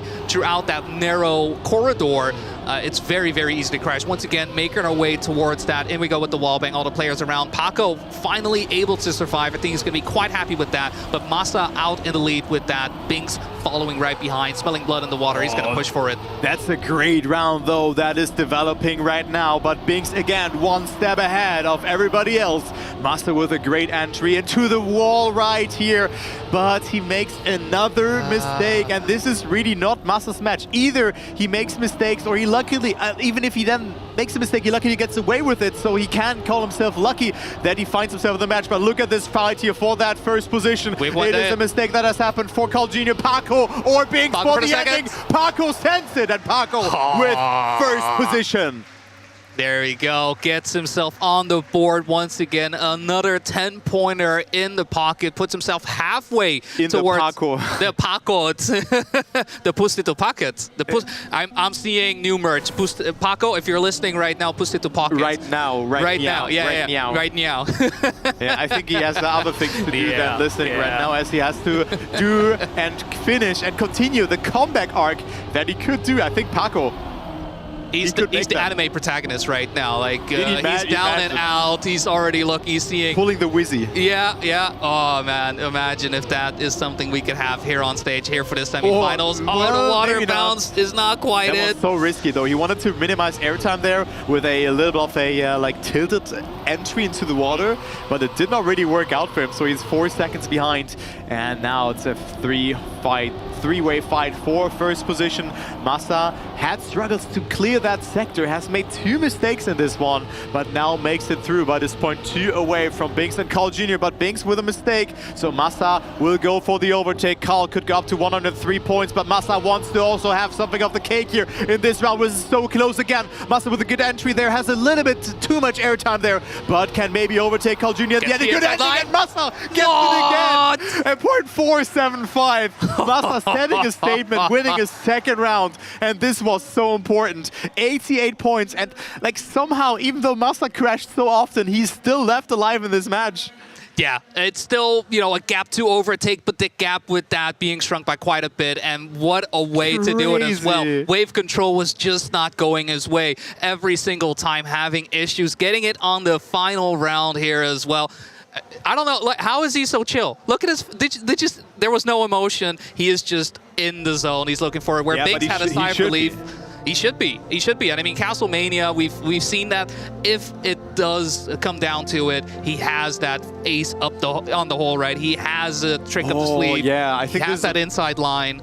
The thing is, like, I think Massa did not really get into the match and, like, was not really able to play out his A game because every round, like almost every round, something went wrong and he has made a mistake. So maybe this is a map where he can gain his confidence. And I mean, 88 points, only 11, and then also like 3 additional points from that 11 points away from the top players. That is not too much. That is definitely something that you can catch up to. And in this round, it looks really good for Massa to make it, but loses the gear there. And Paco and Carl Jr. are now on first and second, followed by Binks. Massa, a huge gap to fill. I don't know if he can make it with his alternative line. Yeah, it's a bit too far away for now, but with the players actually slowing down a little bit, entering into the dirt, there was some room for Massa with a bit of an awkward landing. Does mean that he falls behind once again, half a second, and Carl actually right now has a massive lead on the rest of the players. We have seen the drop down lead to some issues. Let's see if he doesn't drop too far to the right. Who goes quite far, but makes his way across. No clipping happening on the wall, so it's going to come down to these final few turns. Very curious to see how Carl Jr. manages to tackle these. Paco is going to be out of it, and Binks is left in the running, 4/10 away from Carl, so there's not a lot he can do about the lead, and Carl just taking it easy, taking his time, knows he has the 10 points, and with that, I mean, slowing down, a 114.0 still. Gained time. I think he gained at least 0.1 in the ending. So Carl Jr. into the lead again, 109 points, 108 for Bing. So that's great news for Massa, let's say like that. Because, I mean, they will not activate Finalist mode in this round at least, or for the next round in that regard. But Massa needs to find those 10 pointers, and he should do it now or never, because then he could also jump to 101 points. This would be huge for him. Paco at 67 points, only 3rd and 4th position in the last 2 rounds after a first pointer on the penultimate round that we have seen there. How did Binks? Now this is not looking too good for Binks in this round. No, I mean, it seemed for a second there that he was able to get away with that small little touch, but even with that small touch, he is on the heels of Carl. He's on the heels of Massa, and Paco at the moment is starting to run ahead of things. This also is a very positive thing for Massa, right? If he is looking to get back into it, he wants Paco to get these 10 points. He wants to make sure that this finalist position is as delayed as possible. But Paco having some issues through the drift, falls out of it, and with that, Binks and Carl Jr. are top 2 players in the match right now, looking to get 10 points on the board. Binks with that 118, guaranteeing himself into finalist if he makes it happen. Carl Jr. on the awkward 119, but I don't think he's going to be worried too much if it's going to be awkward or not. It's going to come down to the line once again. Binks going in, Carl Jr. with a bit more speed, and Carl actually with the overtake, 6,000ths of a second between the 2 players, and with that, Carl Jr. just 1 point away from finalist, if only for that 1 DNF. That didn't happen on Secret. That 1 DNF on that first round. No, first round. First round, right? Yeah. Yeah, true. I think the first, some of those rounds, I think Paco also did not finish the first round or something like that. But yeah, Carl Jr. had a DNF in one of those rounds, but well, you cannot change that. Massa also only with 4 points in this round, I think, because Paco up to 70 points, so he needs. Still, I mean, both of the players are not finalists, but he needs to play out his A game now. He should win this round, but it doesn't matter what position Carl Jr. is on, he just has to finish. But Binks, on the other hand, he needs a 2nd position in order to activate finalist mode. Yeah, he can't just be driving around and accept it for what it is. At least he doesn't have to worry about 4th place. Paco with a touch right there does mean that at least 3rd place is on the boards, but right now, Binks is in 3rd, Massa in the lead, looking for another 10 pointers. It is looking so dire for him. Having some issues getting to the grass does mean that Binks and Carl Jr. are able to overtake, put themselves in double finalists, having a similar situation to semifinal 1. But this time around, there is no, where Epos was so close to it and he was able to get into finalists. It's looking a lot tougher for Massa right now. Once again, it's going to be a photo finish between Carl Jr. and Binks. Binks needs at least 2nd place, so he's A-okay if he gets overtaken. But you know what? I'll just get the 10 points, a 113.9. Puts his name on the match, puts his name on Castlemania. And there is still time for him to close it out right here, right now. And we have double finalists with that, Binks and Carl Jr. 99 for Massa. And I'm not sure if Massa is happy with the people he picked for his match now. This match is so unfortunate for Massa because he was in the lead. He was on a great time as well in the round beforehand, but then just he slightly clipped the penalty surface there, and then the drift was a bit awkward, or just having less or more speed, or like just a different angle in this way. And this just didn't work out for him. So again, nothing works out for Massa. But now Carl Jr. with a mistake. So this could be the opener for Massa to at least apply some pressure towards Carl and be like, okay, I'm still here. But again, like, this is just not a good performance for Massa. No, no. This is not looking good. So Binks now could book his ticket to the grand final. He's in the lead. Can he make it? The player that so many people slept on. And we said, yo, I think you guys might not be correct with that one. Yeah, it definitely one of the favorites in my book to win the tournament here, and this is why I believe that to be the case. Currently set on his first time on Finalist, and he's looking like he is able to catch it in. Just boosted to Paco right now to play spoiler for this one, but with 0.3 of a second between the two players, there's not a lot that can stop Binks. One more drift to make it happen, jumps his way in, and there we go. We have our third player for the grand finals. It is going to be Binks, and I know he's going to be very happy. When I look at the cheers from him as well, and I know he takes himself super serious in that. He gets second place in a match to move on. He's still going to be annoyed, right? He's still going to be unhappy. So I think this for him, this is like, yeah, I expect this from myself. This is where I'm supposed to be. This is how I'm supposed to end my match. So he's going to come into a grand finals right now, super strong. And also, he has beaten the GOAT, Carl Jr. He has won against Carl Jr. Yeah. Could be a lot of momentum built for the grand finals. Like, look at me, I've beaten the presumably best player in the world. Maybe he has not come as prepared, or, you know, Binks has played a lot of matches on those maps. I mean, maybe he did not because he was in the winner bracket all along, but you get the gist, right? He only knows how to lose in this grand final, which was only for the pig face. But here we go. We go to the first map again. It is secrets, and now Massa has to win 2 rounds in a row. Carl Jr. still on finalist mode, and now Massa has to do the unthinkable, having to win rounds. Yeah, it's going to be 3 rounds won, and I don't think he has won 3 rounds in total, period. It's only been the 2. And now he's going to have to not just double it, he's going to have to go above and beyond to save himself, to keep himself in the tournament. And normally you would say, like, it went throughout the playoffs, if Binks was out and Massa was still in, it was fine. Massa was in an okay spot and he could do it. But now, all of a sudden, it is no longer that easy. All of a sudden, you've got Carl Jr. in front of you in Finalist, ready to knock you out of the tournament. This is it, make or break. And it's just a couple more secrets. And he crashes once again. It's up to Paco to keep everyone alive. And Carl can do it right here, right now. Third secret going well, and it's going to get out to this final jump. Carl had some issues with this final secret. Let's see how it goes. Yeah, let's see how Carl makes it, but this looks good. And Carl Jr. will be the last player in the grand final. Massa with a very, very unfortunate match. Still somewhat in there. 104 points in the ending. Paco not on the board, but still, I mean, playing on stage, trying his best. Yeah. He did not make it. So Binks and Carl Jr. as well as Pac and Otak in the grand finals. So only one player, of course, Carl Jr. of course being Canadian, but one player who was not French speaking in that way, let's say like that. Yeah, and I think with that, I mean, honestly, I can imagine Pac, I would imagine he would love to have Epos in a match with him as well, but at the same time, you know, having his teammate, his old teammate in Carl Jr. moving on as well. I'm sure he's looking forward to a match such as this. At the same time, Otak ready to defend his title, and Binks looking to get his first ever as well. Where Binks, you know, if you were to look through his results, it hasn't been necessarily looking too good. A lot of 7th, 8th positions, sometimes in 16th, and it hasn't really been until, well, this year really, where we've been able to see how good he can be, how fast he can be. And right now, honestly, he redeems himself. He very much does. And while I do root for Pac, I kind of do think Binks could take it.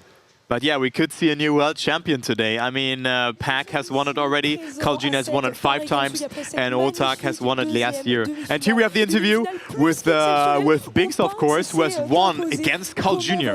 Après ce match qui était absolument fabuleux. Je me sens bien, je me sens moins stressé, moins. Je me sens mieux qu'au début du match, parce que c'était vraiment compliqué. C'était vraiment compliqué de se mettre dedans, surtout devant tous les spectateurs comme ça. Et ils font du bruit. They make noise, the French crowd. I was saying to Binks, it was really incredible run, and I was saying, how are you feeling right now? And he said, I was a little stressed, but right now it's pretty cool to see all the French crowd, and I am really happy to be here. En deuxième question, j'aimerais savoir aussi, Binks, évidemment, quelle était ta stratégie clé, celle qui t'a permis de remporter cette run et de te qualifier pour cette grande finale? Alors déjà, ma stratégie depuis le début, j'ai vu le match d'avant, ça roulait pas vite, donc je me suis dit, je vais pas rouler vite, je vais finir tous les runs sans taper, et ça a fonctionné du coup. Et pour le dernier run, du coup, je me sentais beaucoup mieux sur les maps, sur le PC surtout. Du coup, j'ai juste envoyé mon jeu et ça s'est bien passé. Et donc en deuxième question pour nos amis internationaux, I would say, what was the key strategy in the previous round that helped you qualify? And Beck's answer, I see in the latest round, it was not the face test run, but I really want to be more confident and take a lot of precision, and it was great for me. So it was the good strategy.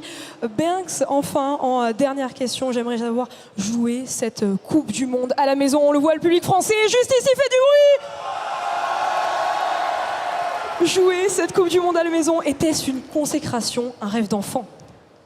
Comment? J'ai pas entendu. Était-ce une consécration, un rêve d'enfant pour toi? Oui, bah c'est sûr. C'est sûr que gagner après toutes ces années de jeu, en être là, en finale des Worlds, c'est quelque chose pour moi. Ça me tient vraiment à cœur. Et j'espère forcément que je ramènerai la coupe à la maison. Et donc j'ai demandé à Banks pour nos amis internationaux en dernière question. Banks, playing this World Cup at home, does it feel like a dream come true? And he said, yes, it was a dream. So I'm really happy to play here at Paris Games Week. Merci beaucoup, Banks. Et encore une fois, félicitations d'être qualifié pour cette grande finale. Nous regarderons de près ce match et nous te souhaitons le meilleur. Du bruit pour Banks, s'il vous plaît! Félicitations, merci beaucoup. Et on se retrouve avec les casteurs, Luthi et Gris. Finalists, of course, coming into play with that. We play it out for 1,200 for fourth, 2,000 for third, 4,000 for second place, and 8,000 plus the trophy for first, Boney. That is incredible. That's a chunk of change to take home as well, and especially for that first place winner, to not have that just the money, but also at the same time that trophy. And I mean that trophy, it's very hard to really give it justice the way it looks. If you see it in person, it looks beautiful. Yeah, it's just not the same as on pictures. Yeah, it looks so nice. Yeah. So you're gonna see that very soon, of course, after we have the winner ceremony happening at the end, because we're gonna go on a small break here as the grand final is unfolding. So we're gonna get ourselves a fresh bottle of water, and we'll be having a bit of a chill. So guys, we're gonna see you in a small bit. We have a 5-minute break, and until then, don't have go a too good far. one.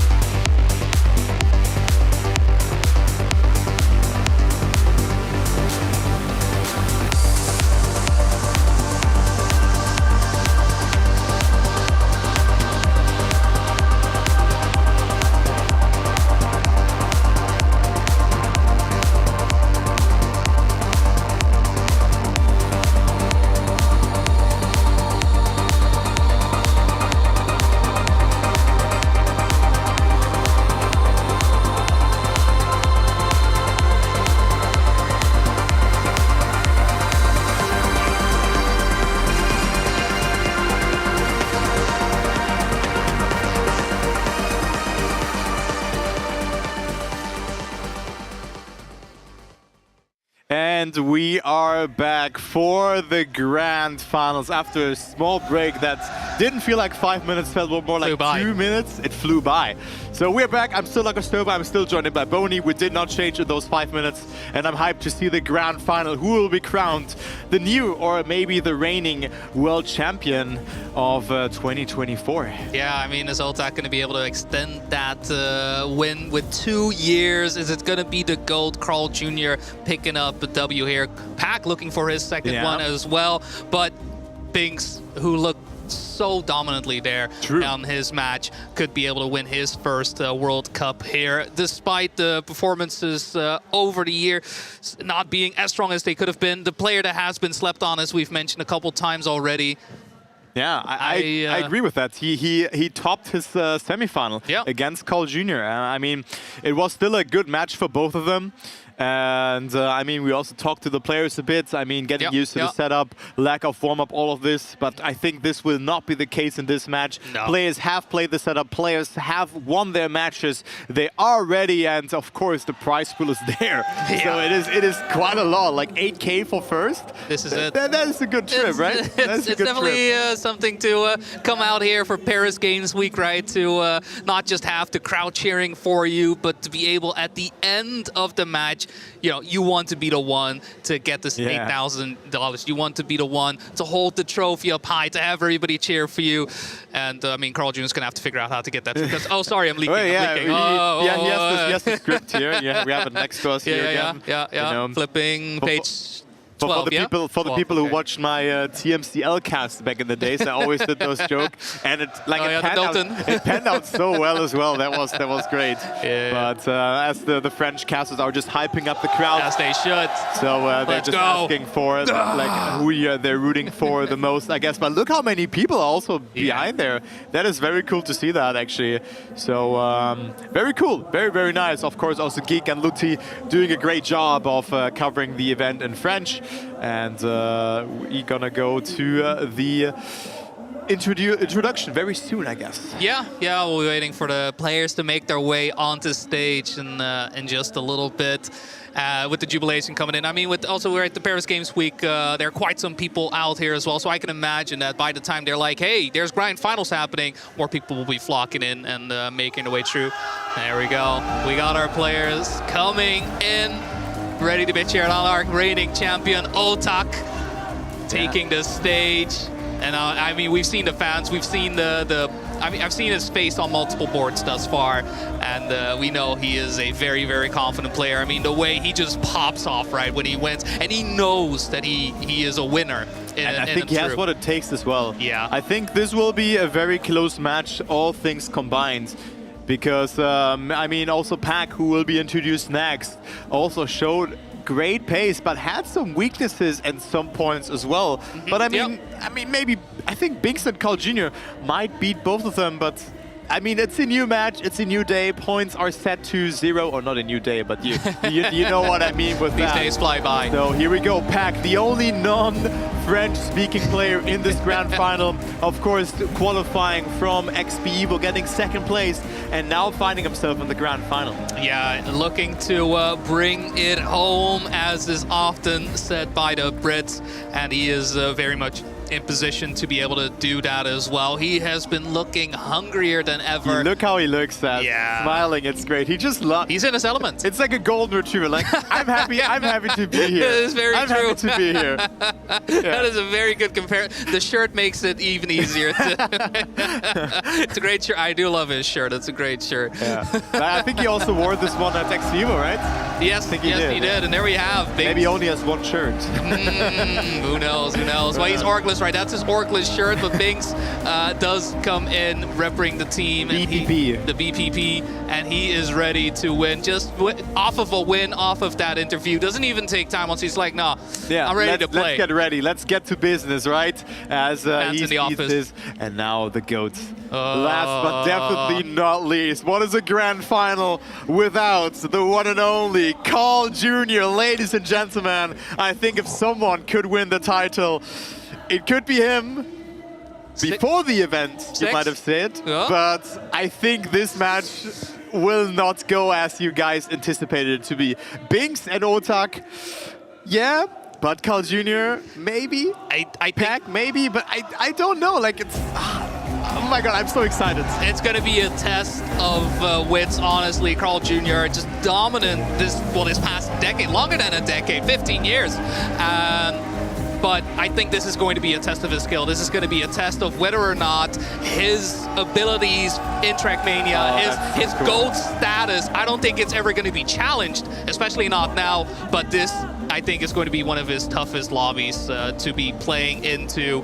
We see Pack, who is hungrier than ever. We see Binks, who is full to the brim with confidence. And at the same time, Otak, the reigning champion, doesn't look like he's slowing down anytime soon. I think the warm-up has been finished up in that regard, right? Everybody has been able to get their meters in, haven't been able to get those turns in as much as they would have liked. Perhaps there are some maps that they may be thinking about now, like, okay, this wasn't going too well, maybe tweak this a little bit. But for now, they can only do it in their mind, right? They're going to have to show it off on stage. They're going to have to show it off in this match. 140 points to be gained. True. So it's not just going to be map number 1 that's going to be Also important. 2 and 3 as well, because we play for 3 winners as well. Yes, So yes. that's something to be accounted for. And the pay jumps are quite big in that way. I mean, 2,000 between second and third. That's quite a lot of money if you think about that. And also another thing is semifinal 1. They played their match, they won, they have to wait. Yes. Semifinal 2, they get excited, they have a 5-minute break, and then they play again. Back in. So there is a different approach from the players to go there, whereas the others are maybe a bit more calm down and then get nervous or excited, probably a mixture of both feelings again.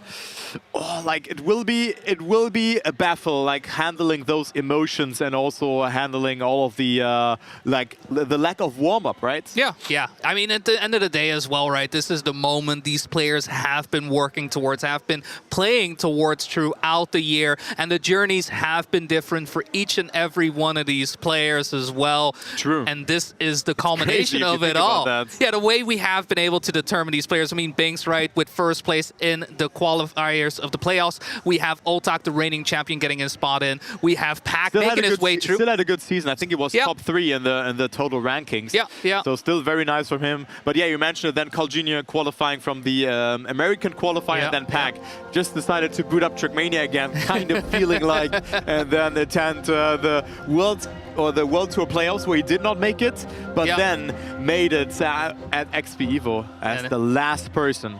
And there we go. We have the first map loading up of our grand finals. Secrets will be the battleground where we are going to be determining our winner. Is it going to be Binks? Is it going to be Otak? Is it going to be Pack? Or is it going to be Carl Jr.? 140 points to be gained. All the players off the line. Here we go. Here we go into the first round, and look at that start from Pack here. Already 0.1 ahead of the playing field, but Carl Jr. and Binks, who are on second and third, are not slowing down. Otak with a great line as well, but still is a little bit further behind, going for a lot of booster there, so taking a lot of risks, and the first mistake has happened, and I think that was Binks who dropped down the line. Pack going into the backside as the first player, looking very good, and he finds himself still in the lead. Now the drift, very important to not go too far to the right side to get a great entry into the quarter pipe jump that is coming up right here.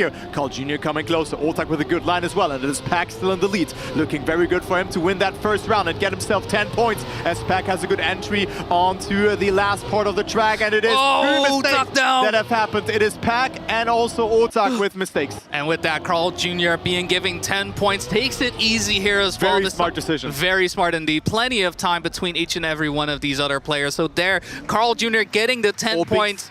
Oh no, Binks. I mean, 3 tenths away. Oh, was that a crash? Binks crashing out there as well. Yeah. Maybe. Oh my. He wasn't freewheel. Releasing doesn't do anything. Nope. We all been there, right? Yeah. Releasing whilst being in freewheel. So again, I think that's just the classic. Yeah. That every match starts off with a DNF. Yeah, it seems to be that is simply the way we brand this. So that's why Binks had to DNF. Yeah, it's part of the script. It's part of, it's in the contract for each and every one of these players. When in last place, be sure to DNF on the first round. After that, it is all systems go. You can do whatever it is you want. But Binks not looking as dominable as he was throughout the semifinals. All of a sudden, in a lobby filled with star players. Again, his first possible time to win a World Cup right now. For now, Otak has the lead with Pac following right behind Carl Jr. and Binks, looking for any and all space to get past, but it's gonna have to come down to that third secret once again. Players making their way down, and it's a bit of a conga line. No one really finding any and all space, and it's the last sectors that are going to determine the fate of these players. Much closer round, though, that is happening here, as we might see Pac winning this round, but Otak with a lot of speed, but of course having to travel a bit more distance. Pac slowing down dramatically, though. Is it enough to clear that jump? Yes, it is, but Binks with more speed, and Franz is topping the scoreboard, and Otak with a 106.587. Great time as well. Otak into the lead. Carl Jr. only with 3 points in this round. Yeah, and with that is dropping down to second place. It's only been 2 rounds, though. The match is still young. There is still plenty of points to be gained. And again, we're playing up to 140 points. We're going to be back on Secrets, guaranteed. There is no two ways about it, especially with the way these players have been driving. And honestly, Pac and Binks not able to really get into it. 2 last places for Binks thus far. And is in first place, but that ending has been haunting him thus far.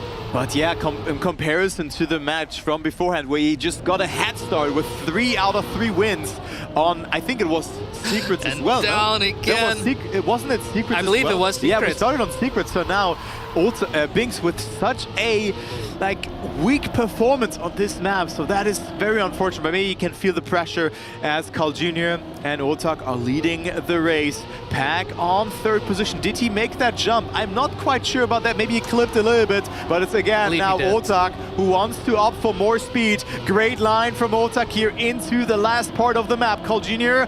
clipping the wall, steering in a bit too early, and Otak will not make that jump. What about Pac? Where's Pac? Where is Pac? Carl Jr. wins that round. And Pac at second. What is happening? Carl Jr. is surprised. Look at the smile.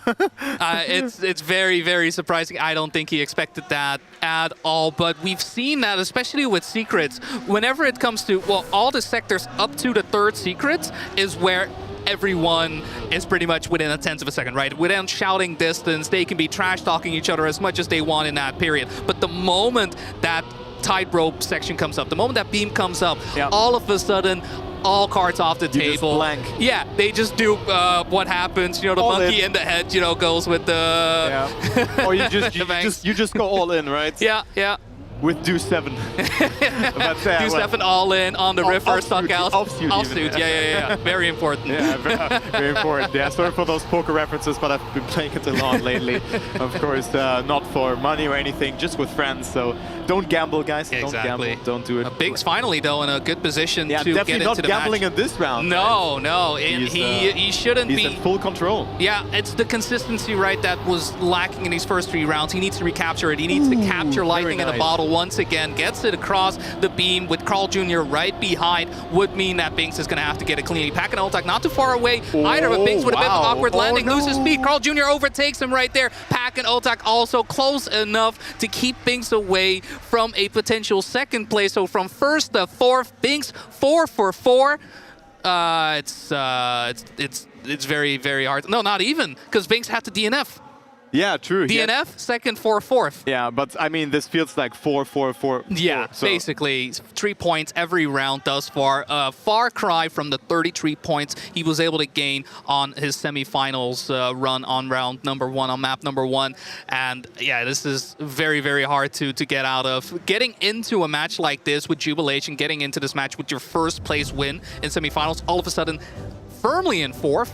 That is very, very tough to, dig yourself out of. But it's going to be wave control for map number 2, so perhaps the water will wash away a bit of the worry. Yeah, hopefully. The sorrow, right? Yeah. That has built up maybe on map number 1 as we are starting. Currently the standings are as follows. Carl Jr., 33 points in 1st, so 3 first position. I think 2 of them were kind of a gift towards him. But I mean, that's just how it goes, you know? You have to be somewhat in close contention towards it.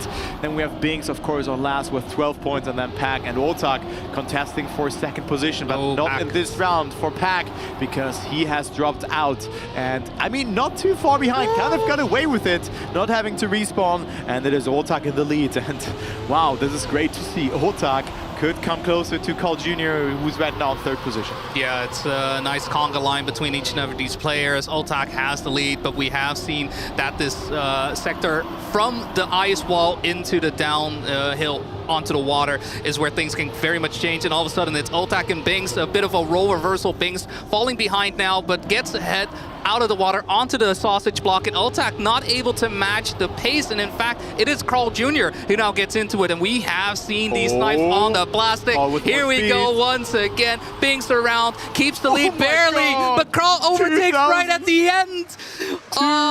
Thousands of a second here. Carl Jr.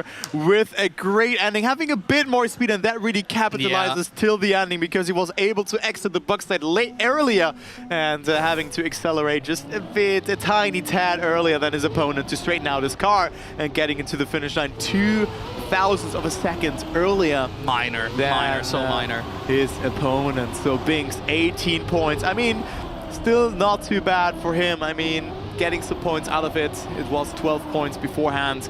So not looking too bad, all things considered. And Pack, 23 points, needs to find 10 points here in this round, preferably, as he's in the lead, but slowing down dramatically. Carl Jr. and also Oltak are chasing him down. Yeah, for now, it's going to be a nice, too close to call between each and every one of these players. Binks with a bit of a different line does mean that gets the nose like that, and then with that, stuck in 3rd place. Again, though, it's very much still on the table for each and every one of these players to get ahead. Carl Jr. does get the lead for the time being, but with the plastic sector coming up, there is definitely enough space to overtake. Binks is falling behind, back with a touch right there, and Binks now looking to overtake Oltak now as well, but goes a bit too high on the quarter pipe jump. On to the plastic once again. Oltak tries to get the snipe, but Carl has mastered the craft. Wow. You do not get past the GOAT in this situation. Gatekeeper. Yeah, he keeps him out. No problem, no sweat. 53 points for Carl Jr. already. He's running away with it.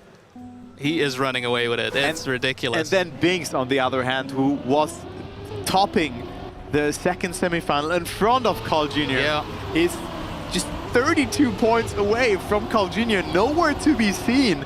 And now Binks has woken up with a great start, though. Will not make a mistake this time around, and this looks very clean. 0.15 ahead of his opponents. Binks shows violence in this round. This is a really, really fast time from Binks right now. Wall bang going true. We see a crash happening from Oltak, and with that, 3 players left on the board. Binks still ahead by 1/10 of a second. Has Carl Jr. and Pack right behind the old teammates. Not quite side by side, but right behind Binks. And Binks needs to keep it together throughout the second half. I hope that because of that first round, despite him being sniped by 0.02 of a second, I hope he is able to take that and give himself that confidence that he needs to make it true. Still has to lead. Carl Jr. still chasing him down. Once again, gonna be determined on the plastic. Carl gets the jump a bit lower, overtake Binks with so much more speed. And now Pack also perhaps able to overtake Binks. He does!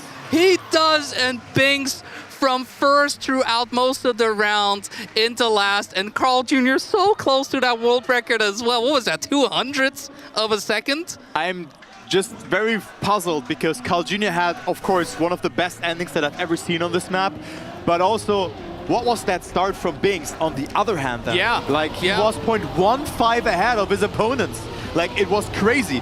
So much, like, there's probably a 105 theoretically possible on this map, you know, if everything aligned. But this was crazy. Like, the ending from Carl Jr. was just, you know, it was Binks not having the best line there. Not the best aimings, but Carl Jr. has punished it so much. And the ending was just so great. So it is Pack also getting something from the pie there, getting 6 points. And in this round, it also looks great for Pack to at least getting 6 points out of this one. But Oltak wants to have a saying as well. Binks, again, going too far inside, does not get the apex across, and with that losing a tremendous amount of speed.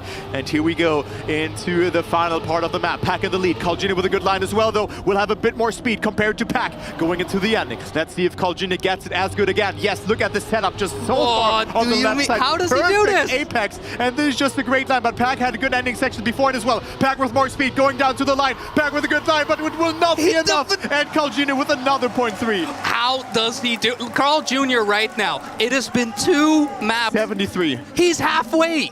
Yeah. How did it has only been 1 round where he had issues, and that was on secrets. That's it. That's it.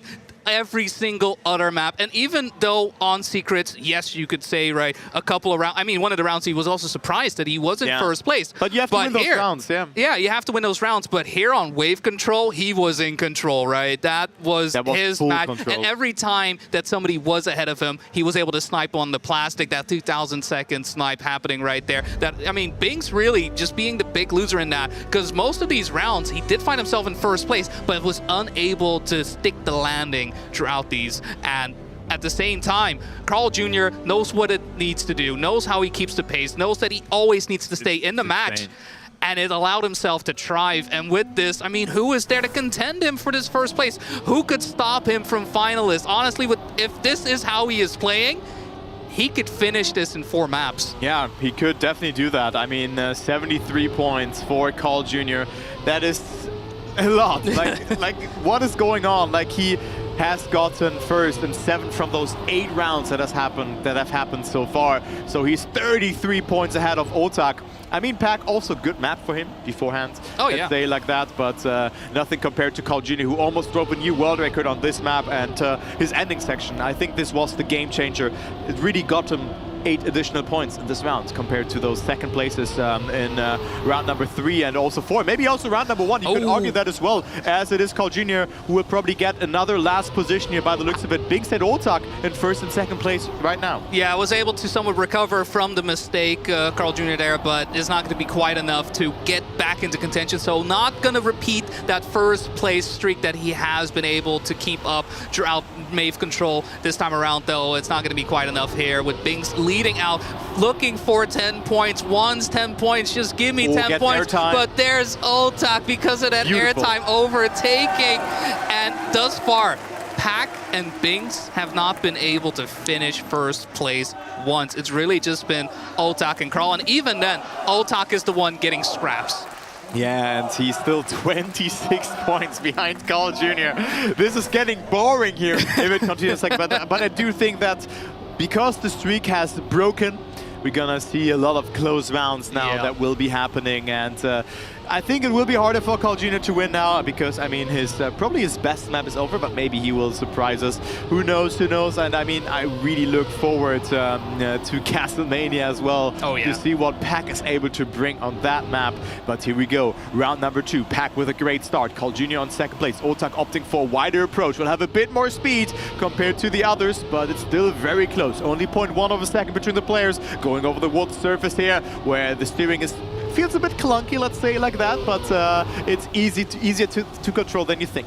Yeah. I mean, thus far, these players know exactly what it is to control these turns as well. Pack still keeping everybody on their toes. Otak and Bings looking for any and all space to get by, but as far, no changes happening in terms of positioning. The bumpy road coming up once again, though, is usually the place where things can go wrong, but thus far, everybody making their way through a Pack right at the final sector right there does crash out, and Bing's able to get 10 points here, perhaps once again in this situation. But once again, it's Otak looking to overtake, goes a bit wider this time around, but Bing's with the mistake there, and Otak getting away with murder. What do you mean? Look at the time as well, 113.909. Not even the best of endings, and Pack was leading again. Like, the potential is there that we could see a new world record in this grand final. I mean, now or never, because we will not see this map pack being played in another competition. Yeah, this is one of the last times we will be seeing Roll Cage round number 3 on this one as well. And thus far, actually, Carl Jr. is starting to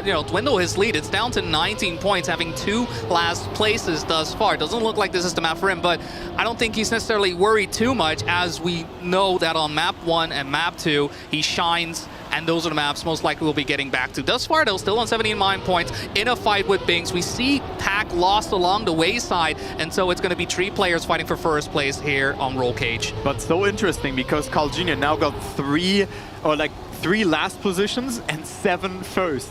And he got those 2 last positions in the last 2 rounds on this map, and looks to be another one coming up to his collection as Binks finds himself in the lead. 37 points accumulated for him so far, so he wants to get those 10 points, and this landing looked really good. A lot of speed accumulated. 0.13 ahead he is, ahead of Pack. Oh, but Binks with a wobbly landing, but still gets it through though. But Pack coming closer, and the ending is decisive. Binks not with the best amount of speed, and here comes Otak, and Binks stretches it to the finish, and Pack wins the round. Again, Binks so close to first place. Binks not getting it. He's just Binks every single time he's missing out. Yeah, he's every missing single out. time. And he, because of that, is in 4th place. Despite him driving as well as he is, it's really been finishing the round that has been the issue for him every single time, just not making it through. Pack actually getting his first place there as well, as it's really been the Crawl and Otak show thus far. The points are starting to get a bit close to one another. Pack and Otak, just 2 points between the two. Crawl Jr. is still in the lead, but... Oh, look at the start. Yeah, phenomenal stuff right there, honestly. Just pushing everyone so hard. I know he's been looking for it as well. Thus far, Crawl Jr., this map not really going his way. Last time here on Roll Cage as well, so I think he's not going to be too worried about it, but the distance keeps growing and growing and growing. Crawl Jr. right now, if he keeps the pace going, oh my, what he might be that? his time. Like, he wobbled a bit over the grass, and with that did not really have time on the penalty. Yeah. So he did not slow down. He's on a banger time due to that. So let's see what Carl Jr. is able to do. He's leading from the start, and the others did not make a mistake. So let's see if Carl Jr. will make it stick, as Otak and Pack are surviving as well. Binks with another mistake, and Carl Jr. is on a great time. Let's see what it will be. Carl Jr. could set a new world record on the Roll Cage. Will it be enough? No, he slows down, but it's still a 0.914. Oh, it could have been. Oh my god. It really could have been. If it wasn't for the ending, this would have definitely been a 0.7. And what a way to close out the map as well. Despite that, though, it's still 10 points. No one was even close to stopping in there up until that final sector. That was really the only spot where it seemed vulnerable. You're slowing. Carl, you need to keep drinking. It's map number 4. There's 4 bottles. Come on, man. You need to keep it. I'll get to it. He'll get to it. I'm not worried too much. I'm sure he is fine as well. He 93. gets to the champagne bottles later. Oh, I mean, with the pace he is going right now, that is looking like it is pretty much sure as can be, but don't take my word for it, because there are still 3 other players that are looking to prove me wrong for that. Spinoff will be our next map, and this has been a bloodbath thus far. We haven't really seen too many close rounds on this one, and it's been quite some mistakes throughout, and it's a tough map as well. I think the toughest map that we have in the map pool, and we'll see how our players will do as we make our way on round number 1 here on Spinoff. I agree. Like, this map was something, let's say it like this. We have seen a lot of different lines, a lot of mistakes, and surely this will not, or surely this will be the case here as well, as we see 3 players going forwards there. I don't know about Pack, but the first 3 mistakes have happened already. 3 players falling off of it, and of course, they're all Carl dead. Jr. always wins. That is, you know, part of the game. You know, there's 4 players who enter into a match, and at the end, Carl Jr. wins. That is a normal quote. I think that is a fact of life. You can find it in any and all. Like, he can just cruise it. I would love to be in Carl Jr.'s perspective right now when I would play this match, right? It's like, yo, I can just chill, like 3 seconds of a gap, you know, listening to some music, having some fun, and I mean, he just goes vibing. up to 103 points, 37 points away of reaching Finalist mode. Yeah, and with that, it's not quite has been able to match the pace to finish the match in 4 rounds. But even then, you know, getting the 107 in, 0.9, despite everyone else having quite some issues to make the way through the track. Binks and Pack, there you go, Pack does make the finish. So no DNFs on Spinoff thus far, but this is the place usually where things can go wrong. It's really been secrets and Spinoff where we have seen players lose out on points. So it's going to be another round, another try for these players, and hopefully this time around, everybody will make their way through without any harm done. You know, I still have to think about the previous match that we had, where Binks was absolutely dominating together with Carl Jr., and now he is 53 points behind Carl. Like, I still have to think about that. Like, it's crazy. Yeah. Really. And Carl Jr., look at this low jump here. Like, very much controlled, tries to minimize airtime there. And again, Carl Jr. staying in full control of his car there throughout that sector. That was a bit wobbly, but this could be another first position just as a gift. Yeah, and I mean, thus far, despite Bings being able to beat Carl Jr. in that semifinals, is a very good example of, you may win the battle, but you still need, you need to win the war. Pace, right? Yeah, and Carl Jr. at this point in time is like, all right, well, I've seen what you were able to do. I've seen what you're able to take, bring to the table. Now let me show you what I can do. And Bings just looking for any and all space to get by. Carl Jr. keeps the momentum going, keeps the match in his control, in his favor. Another 10-pointer for the Canadian, another 10-pointer for the Gold, and with that 113 points, no one even close to stopping his domination. It just feels like Carl Jr. plays the best. It's unfair. This is unfair. It just feels like he plays the best when he has a lot of pressure on his shoulders. Yeah. And I think Carl Jr. also talked about that. I think back in the days with Eric Holdal, when he did an interview with him. Carl Jr. said that he's always nervous before matches, like really nervous, and it doesn't really affect him. Like, he gets into the groove. I mean, it's good to be nervous in that way because then you try to play your best. But I really like that line from Carl here as well, because it just seems so controlled. He doesn't go for 360 and boom, you find yourself in the lead. Not in this round though, because Bings and Oltak had a really good start and now they're fighting it out for first position. Carl Jr., I mean, you can already safely say he will be the first finalist in this match if it just slightly continues like the rounds beforehand. Yeah, I mean, it would take some serious malfunctions in terms of gamepad to slow him down. He does far, is in 4th place, but even then, he's so far got 20 points out of these first 2 rounds. Bing's looking to get that first place. He wants it first place. It's really been a tough match for him. How fast he seemed just an hour ago, and now all of a sudden looking quite shaky. He does look to get the 10 points in, gets his way across the wall. This time there is no Oltak to pass him, and with a great time as well, 107.6 at that. I mean, Oltak following suit with a 0.8. Still a great time, but this is not enough, right? You need to do more. You need to keep this up. There is still a 50-point gap between you and the World Cup. How do you do that? It's crazy. All right, so here we go. The last round of this map. I actually also thought that this was round number 4, actually. So yeah, I was like, yeah, we go to the next map, but we have one more round to be played here, as it is round number 16, 85, 66, and 75 points. And yeah, you say that, 50 points, but also look at Oltak being 31 points behind Carl Jr., and he's on 2nd place. Yeah, it's really the fight for first place, seemingly non-existent with the way Carl has been dominating, and that's not something you're necessarily looking forward to, but at the same time, it just lets everyone know, yes, you may not see Carl Jr. in as many tournaments as you perhaps would have liked, but that doesn't take away from his skill. He doesn't need to, right? Where everybody is playing these tournaments, not just to, improve and get more competition, to win more prizes, get more trophies on the wall, to get experience. Carl Jr., he's been at this for so many years. He knows exactly what he needs to do. But even then, so good, just so good, and also you can't even cast a curse him. Yeah, he's immune to that. Yeah, by the looks of it. It's crazy. Like I don't know. Like, it seems like every time when I watch those Carl Jr. matches in the grand final, it seems like, I mean, boring is not the right way to put it, because it's so impressive. Yeah. Right.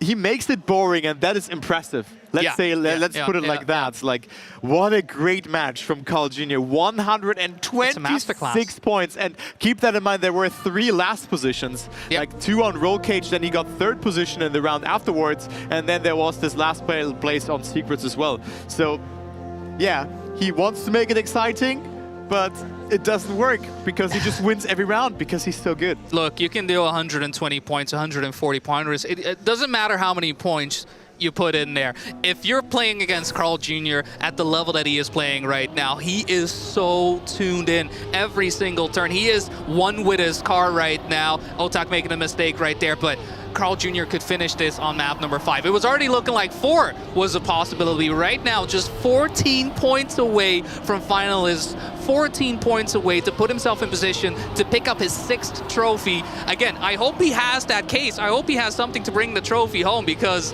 he probably has, after getting to Europe so many times. He's used to it. By just hijacking trophies from us, right?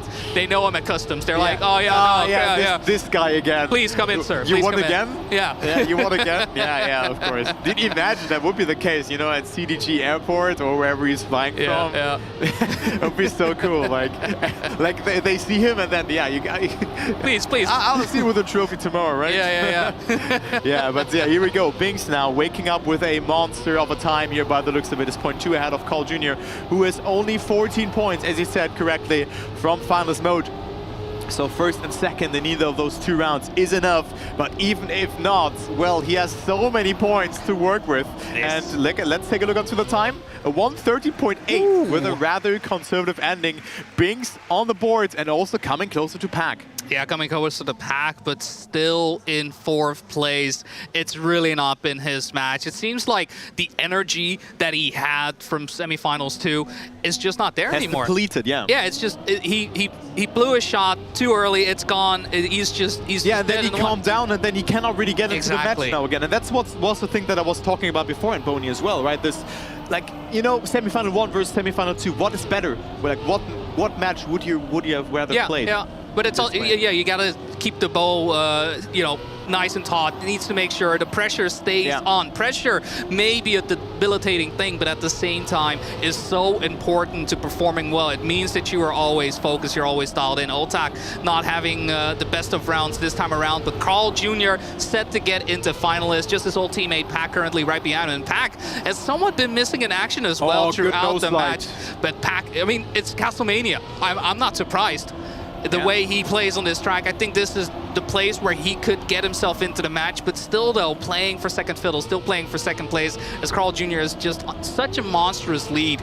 And with just Pack in front of him to stop him from finalists right now, I don't think he minds. I think he'd be like, hey, you know, no problem, make a little bit of a mistake right there.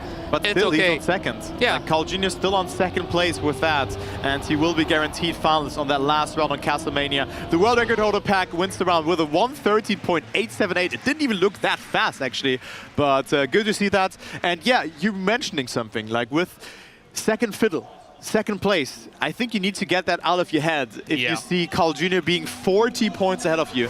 Just play your match, try to get as many points as possible, and then get that second place. Because at the end, Carl Jr. always wins, and he could win in the round after this. Yeah, it seems inevitable in that he just needs to cross the finish line, and that's it. And he can let the rest of the, the players just do whatever it is they want to do. This round, it's A-okay for him, but Oltak, Pack right behind. Binks also wanting to get a little bit of the piece of pie. Again, Binks just having lost that momentum that he had, but at the same time, Oltak, I will say as well, despite him, currently being in second place and really just crawl a bit too far ahead to make a dent into it without winning on a map entirely, Oltak has been very good at being in a bad position and crawling out of it like it's no big deal. Yeah, I agree with that, actually. Like, it's definitely a possibility, but also Binks, not in this round, but coming back in this match somewhat after being behind by quite a bit. But now it is Carl Jr. who will deny some points towards his opponents. Let's take a look into the time. It can be a bit deceiving because all the players have made some mistakes.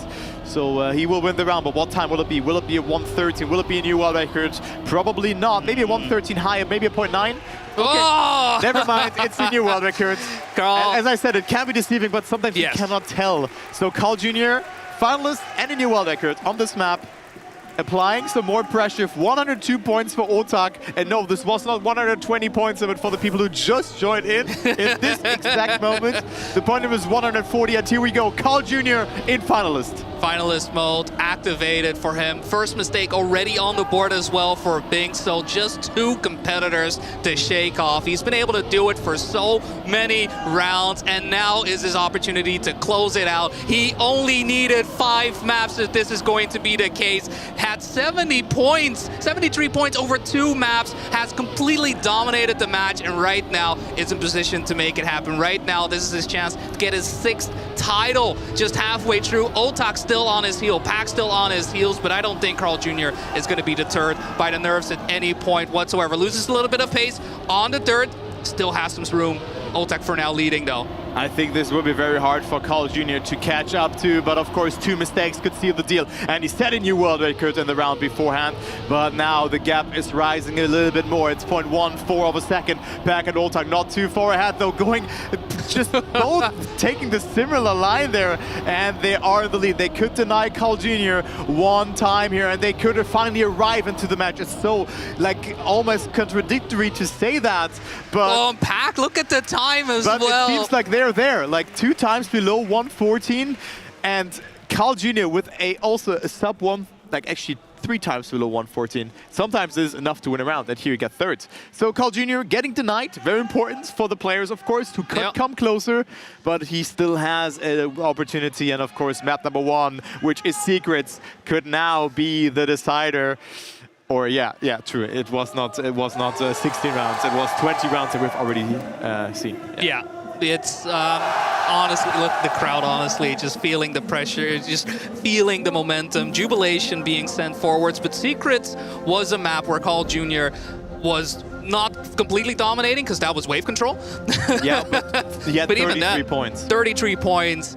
But he had some weaknesses. He had 2 rounds with mistakes, and he still won it. Yeah, so. Players also taking quite some risks as well. That third and was fourth the safe ending approach, and then he just got first by, I think, he didn't even expect it. He didn't even expect it in that. But yeah, it's going to be back on Secrets, back into the puzzle box. Once again, Carl Jr., the only one with Finalist, and he's going to have this Finalist for so many rounds as well. 108 points for both Oltak and Pack. Bing's currently on 89 points. And again, 140 points is the point limit. Carl Jr. has so many free throws, but that doesn't mean it's over just yet. He still needs 1 more win in any of these rounds will do, but it's Binks and Oltak currently fighting for first place. They need to take care that they are not, focusing too much on one another and are not missing out on the big threat that is Carl. Look at that line from Carl Jr. though, coming close to also Pack with a good second part of the map for now as he goes into the lead, but the map is still very, very hard to clear, and Carl Jr. has the red name attached, so that means 1 mistake from Pack, and he is the World Champion of 2024, but Pack is getting it back spot, and Carl Jr. is our World Champion. 6th time for Carl Jr. and he takes it. Look at that reaction as well. He's in disbelief by this performance as well. It's a masterclass of Trackmania being put on here by Carl Jr. Every single round, he has been a threat. Throughout the match, he has looked unstoppable.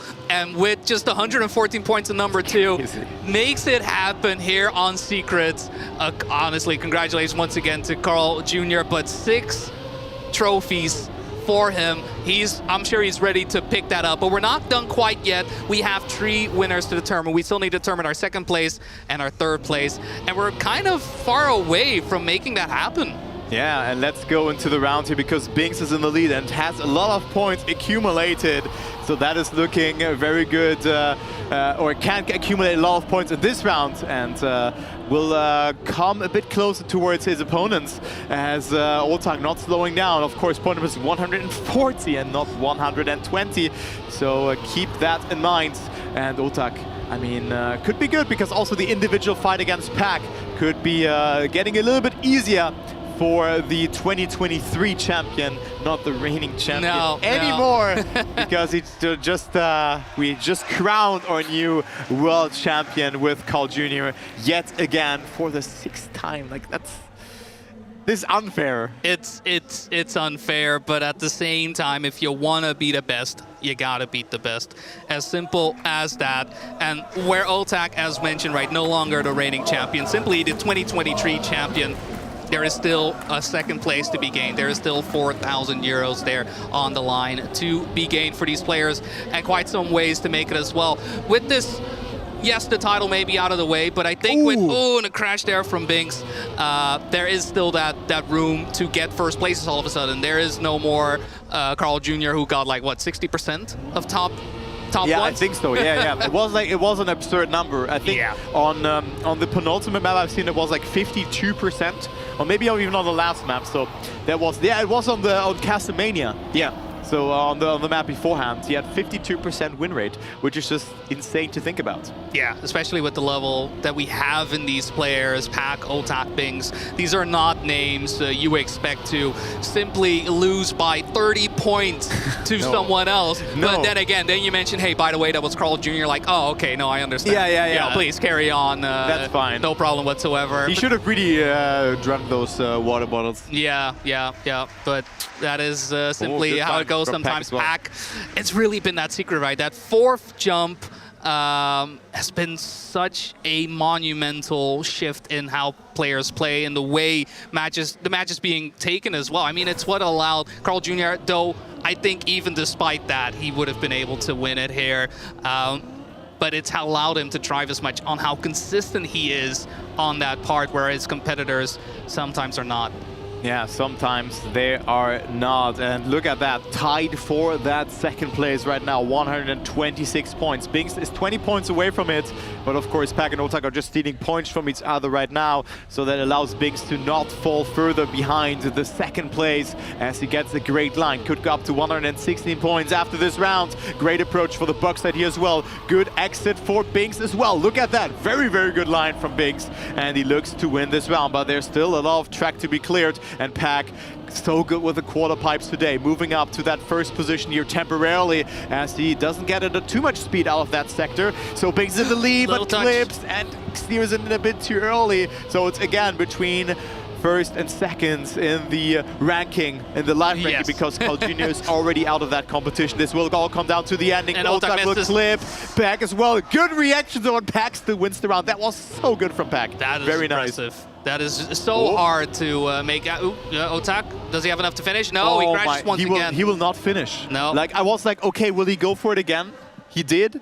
Maybe the save rate would have not been enough. So 10 points now of a gap between Pack and Otak will not activate Finalist mode. Pack just has to finish. Yeah, just make his way through. We are done on secrets for now. We're gonna move on to wave control once again. The watery wheels will determine the fate of our players. And yeah, Pack just missing out, but in a good position to get second place here, 10 points ahead. Should be able, as you mentioned, right, with a singular finish to put himself in Finalist, have one free shot without anybody interrupting him along the way. Maybe feels a bit similar to how XP Evo went, right? Just missing out on the first place there as well. There to Epos, who was eliminated earlier in the day. But for now, I think second place still could be good. I can imagine as well that if there is a situation for Pack outside of winning the tournament, second place alongside Carl Jr. picking up the title again, I think he's just going to be very happy regardless. But he needs to secure it now. I mean, his former teammate will be ahead of him, right? Yeah. And also, if you think about this teammates, like just so many different teammates have there be. Carl Jr. played together with Afi in the Volvic duo dash. Then he played with Bren 2019, then with Pack. So many different teammates were just going along by each other, and that is like very cool to see in Trackmania. And of course, Pack would certainly be happy with a second position behind his former teammate for the 2023 season. As we move on into this round, it is Pack looking great, and also Bing struggling with that entry here, similar to Masa, who did not have the best lines there, all things considered. Yeah, and with Otak completely out of it, Bing's making that mistake. Pack didn't even need first place, but this helps him out in making sure that the gap stays nice and big. I mean, Otak with a finish would put himself on 130, would mean first place is enough to get him in Finalist mode. But for now, Pack with a great time. Look at that, just what was that? 16 thousandths of a second away from the world record from Epos. And his chance to get second place, his chance to join his former teammate, you know, in relaxing for a little bit, won't be able to hold up the trophy, but regardless, a second place, I think is going to feel amazing. It was a tough journey for Pack, barely missing out on his spot through playoffs, making it through on XP Evo over New Prime, and right now is his shot to make it happen. There is no one currently in the way to stop him, at least for a round. He just needs to get first place. He needs to beat Otak and Bings to the line. He needs to somewhat bring it home. Imagine like just how many small decisions just impact that. You know, Pack is here just because of that wall touch from New Prime. Yeah. just that's just crazy to think about. And now he's here in the grand final and could take home second position, but not in this round by the looks of it, because Binks and Oltak are ahead. Pack also with a mistake, so Oltak could activate finalist mode if he wins the round, but also Binks could jump a tremendous step closer towards it. To Oltak, interesting line, they're going very far to the right, pushing a lot, wants to get that first position, and we could see a double fighter situation coming into the next round, but didn't have the best quarter pipe jump. Speed. But Oltak with a good ending, no, he does not really flick the bug slide accordingly. So Pack still the only finalist in this next round. Yeah, and with that, Binks 128 still is going to have to play a couple rounds to get into finalists, but keeps Oltak close to him, right? Good comeback though. Like, very important in that regard, as you mentioned. It's a very good comeback. It's still going to be a tough one to beat back to the lines. Both players are going to have to hope they can beat him along the way. Binks, though, the watery wheels looking to spell a little bit of disaster, was able to recover from it in the end, but it's still a bit behind. And Pack with a crash. Yeah, that's very, very tough. And look, we're going to have double finalists from this point on. Oltak simply needs to finish to make it happen. Pack needs to get these nerves away from him. We have seen that the finalist mode, whenever he does get into it, can lead to some disaster. He has been having some issues keeping the momentum going then. But for now, Binks actually with the overtake on Oltak, this is the best scenario for Binks, right? Make sure Pack doesn't finish. Make sure Oltak, at least keep him away as far as possible. It doesn't really matter which position. It doesn't matter, like the positions. Just get first place, that's it. The positions here, if they get first or second, don't matter at all. Yeah. Because, I mean, for that, Binks just has to win the round anyway if he wants to get second. But I mean, if he wants to be sure, yes, win this round, be a guaranteed finalist. But like this, it doesn't matter. But Binks takes it, makes it more interesting, of course, in that way. But if he wants to get second, he has to win the next round as well, which will be hard. So here we go. Oltak also in finalists, and the grand final of the Trackmania World Cup of 2024 is coming to a close. We have 3 more rounds at max. Yeah, we are so close to it. The crowd is behind Oltak. I mean, it makes sense. The Paris Games Week, Oltak coming in as a crowd favorite for that matter, and is in position to get a second place. May not be able to recover that title once again, but hey, second place isn't too shabby either. And Pack haven't been able to make it happen 2 rounds in a row, but this one is looking a lot better. And let's see how it goes after this wallbang, because this is make or break most of the time. Makes it true. This is a potential win for Pack. Just needs to keep the momentum going. Yeah, very, very good start from Pack. Is 0.15 ahead of Binks, who's not finalist just yet. Oltak made a mistake. He's out. And Pack's ending was extraordinarily strong if you think about it like this. And also the start was great. He could end this with a bang. Maybe with a new water gun. I mean, he maybe slowed down a little bit, but this could be it. Pack on his way to get second place behind Paul Jr.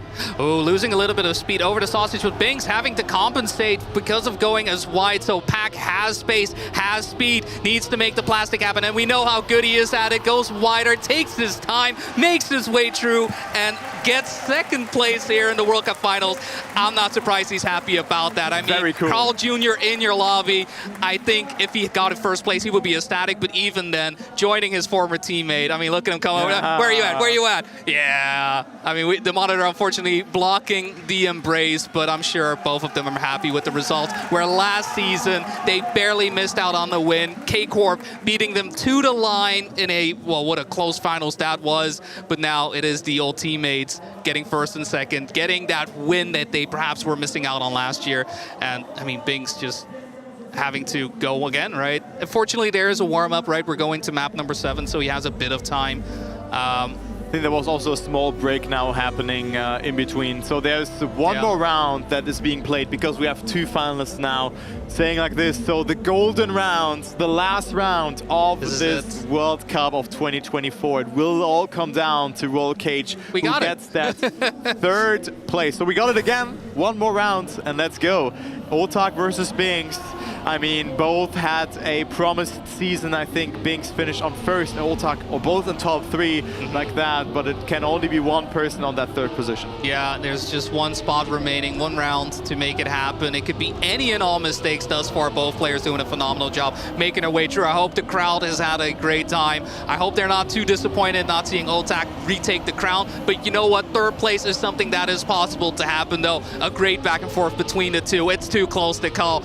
And we're just just going to have to see how it goes in the second half. Usually this part, we haven't seen anyone make a mistake here. Is this the first time perhaps going across the beam? No, still clean through it.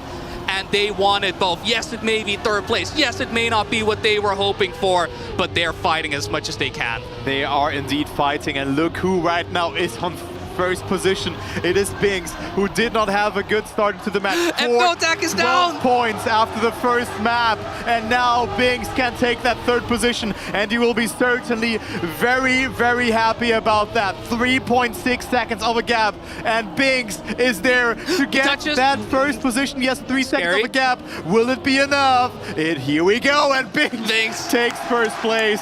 Certainly not happy about that, but I think in retrospect, if he revisits this match, he will be happy that he at least got third position. Yeah, the way this lobby was stacked up, and it really did seem like in the way that he started off the match, he just never got into his element. He never got into the groove of things. But despite all that, getting the comeback in the later parts of the match, still getting the bronze plaque for his troubles. I think he can be very, very happy with himself. This is his best performance thus far, and I think he should be proud of himself for it. Playing against Carl Jr., playing against Pac, playing against Oltak. I mean, you beat the former champion, but hey, it's still Trackmania, it's still Carl Jr. But only in the semifinal. Only in the semifinal. It matters in the final. So Binks not with the best start into the match, but there you go. There you have it. So that is the match. Carl Jr. gets first. As always. As always. Pac gets look at him. Look at that smile. Oh, that beautiful smile. That damn smile. Carl Jr. will lift the trophy for the 6th time. Carl Jr. is the world champion yet again. The jubilation, the joy, just holds it up like it's another day in the office. He's done this so many times before, not once, not twice, 3, 4, 5. You know what? I think I can count up to 6 for this one, and Carl Jr. can as well. Crowd giving him all the cheers, all the joy. Look at how modest he's being about it as well. Yeah, thank you guys. I really do appreciate it. Very, very demure, very mindful. Félicitations, And now we have an interview with Carl Jr., of course. Exceptionnelle la performance que tu as accomplie aujourd'hui. 6 fois champion du monde désormais. Comment peut-on se sentir en étant officiellement une 6e fois champion du monde? Carl, je te laisse nous dire quelques mots. C'est dur à dire. Je me sens bien sûr. Je me suis entraîné j'ai mis beaucoup d'heures, puis j'ai fait ce que j'avais à faire en finale, puis tout a fonctionné pour moi, donc je suis super heureux. On ne peut que l'applaudir, Carl Junior, c'est juste dingue ce que tu viens d'accomplir en termes de performance, et surtout tu l'as fait, tu as repris ce titre une 6e fois. J'aimerais savoir, quand tu t'es empressé d'aller chercher cette ligne d'arrivée, as-tu ressenti toute cette adrénaline? Comment t'es senti dans cette seconde-là? Honnêtement, j'ai pas très bien compris la question parce que le son est pas bon, mais je vais faire une réponse au pif. Fais donc. Mais je suis vraiment content, mais j'espère que l'année prochaine, si on a une scène e-sports, on devrait l'avoir avec un aussi bon jeu que ça revienne en 2v2, parce qu'avoir un teammate que je pourrais partager ma victoire avec lui, ça serait incroyable. Donc j'aurais aimé partager ma victoire avec Pac aujourd'hui. Au final, cette victoire, tu l'as un peu partagée. Il a fait 2e. Et sache que le chat Solari a encouragé à fond Pac. Donc je pense que tu es content qu'il fasse 2e quand même. Bien sûr, bien sûr. 1-2, c'est ce qu'il fallait après que la KC nous ont démoli en finale l'année prochaine. On n'oublie pas. On n'oublie pas. Ouais! Mais ouais, ça fait du bien de reprendre le titre à mon frère Bren. Vous l'avez tout de même partagé cette victoire, et surtout j'aimerais dire, as-tu un mot pour tous les fans Solari, toutes les personnes qui se sont déplacées pour te voir gagner aujourd'hui? Un mot pour eux? Ben vous le savez déjà, je vous aime, puis vous avez toujours été là pour moi depuis que je suis chez Solari. Changez jamais les gars.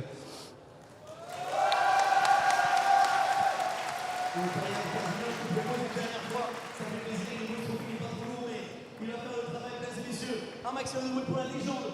Et à la fin, c'est toujours Carl Jr. qui gagne!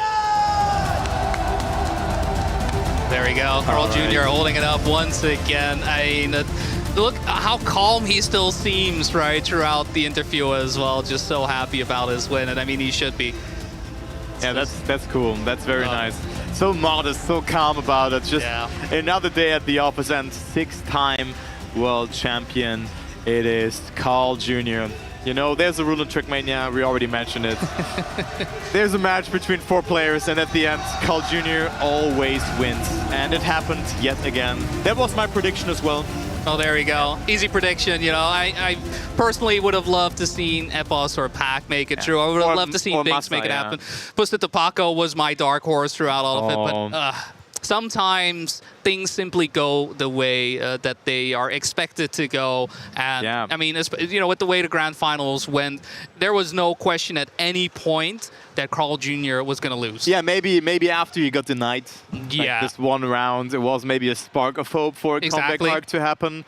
But yeah, I mean, if you run this tournament 1,000 times, you know, like I love those kind of like statistics about it. I think Carl Jr. was also the likeliest to win it eventually, right? So then maybe you had like 10 times Paco winning this 1%, then 20 times Muda and all of this, who didn't really have too much of a good match, but still like had some rounds where they played really well on. And then like the others, it was very close to each other, especially Massa maybe having a more unlucky match happening, and then Binks, especially in the grand final, not living up to the expectations that we had to him after semifinal 2. Yeah, he just...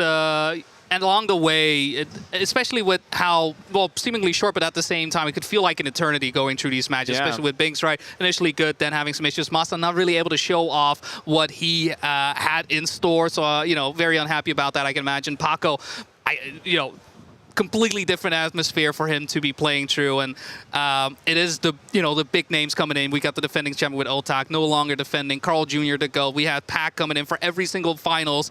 This time around, unable to repeat it, and Binks his first shot at it, but as mentioned, just missing that performance. But yeah, Carl Jr. at the end of the day wins it once again.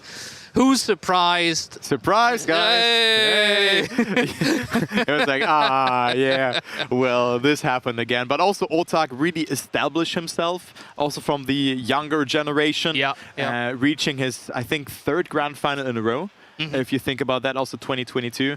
He was in the final with, I think it was Pac, Otak, and Carl Jr., of course. Jr., so... That's the way, and Mime, of course, that I forgot, who got 2nd place there. So, you know, he's also there, and I mean, not closing out the match accordingly, but still, this was a great performance all along. And I think that's it from us. So I think so. It's over just like that. Yeah, thank you for watching, of course. Thank you for choosing our stream, the official broadcast, and we both really appreciate Ubisoft Nadeo and also Webedia for inviting us to this event. So thank you very much. Also, thank you to the production. You did an awesome job. It was very cool. And yeah, very, very professional, let's say it like this. Yeah, definitely. I mean, it's been great being here at Paris Games Week. The conclusion to this this Trackmania World Cup. Looking forward to what we have in store in the upcoming times. But I mean, I'm sure there's some cooking. I hope there's some cooking. But either way, that is it. That's it. That's it for us. Thank you all for being here. Thank you all for watching. I hope you have a great day, great night, wherever you may be, as always. Thank you, Turbo, for being here with me. It's been great casting with you and doing this. And yeah, I think that's it. I think we're going to have to say goodbye with a little tear in our eyes. Yeah, a little tear in our eyes. So guys, thank you so much for watching. And hopefully we're going to see you on this stream the next year as well. So bye-bye. Bye, guys.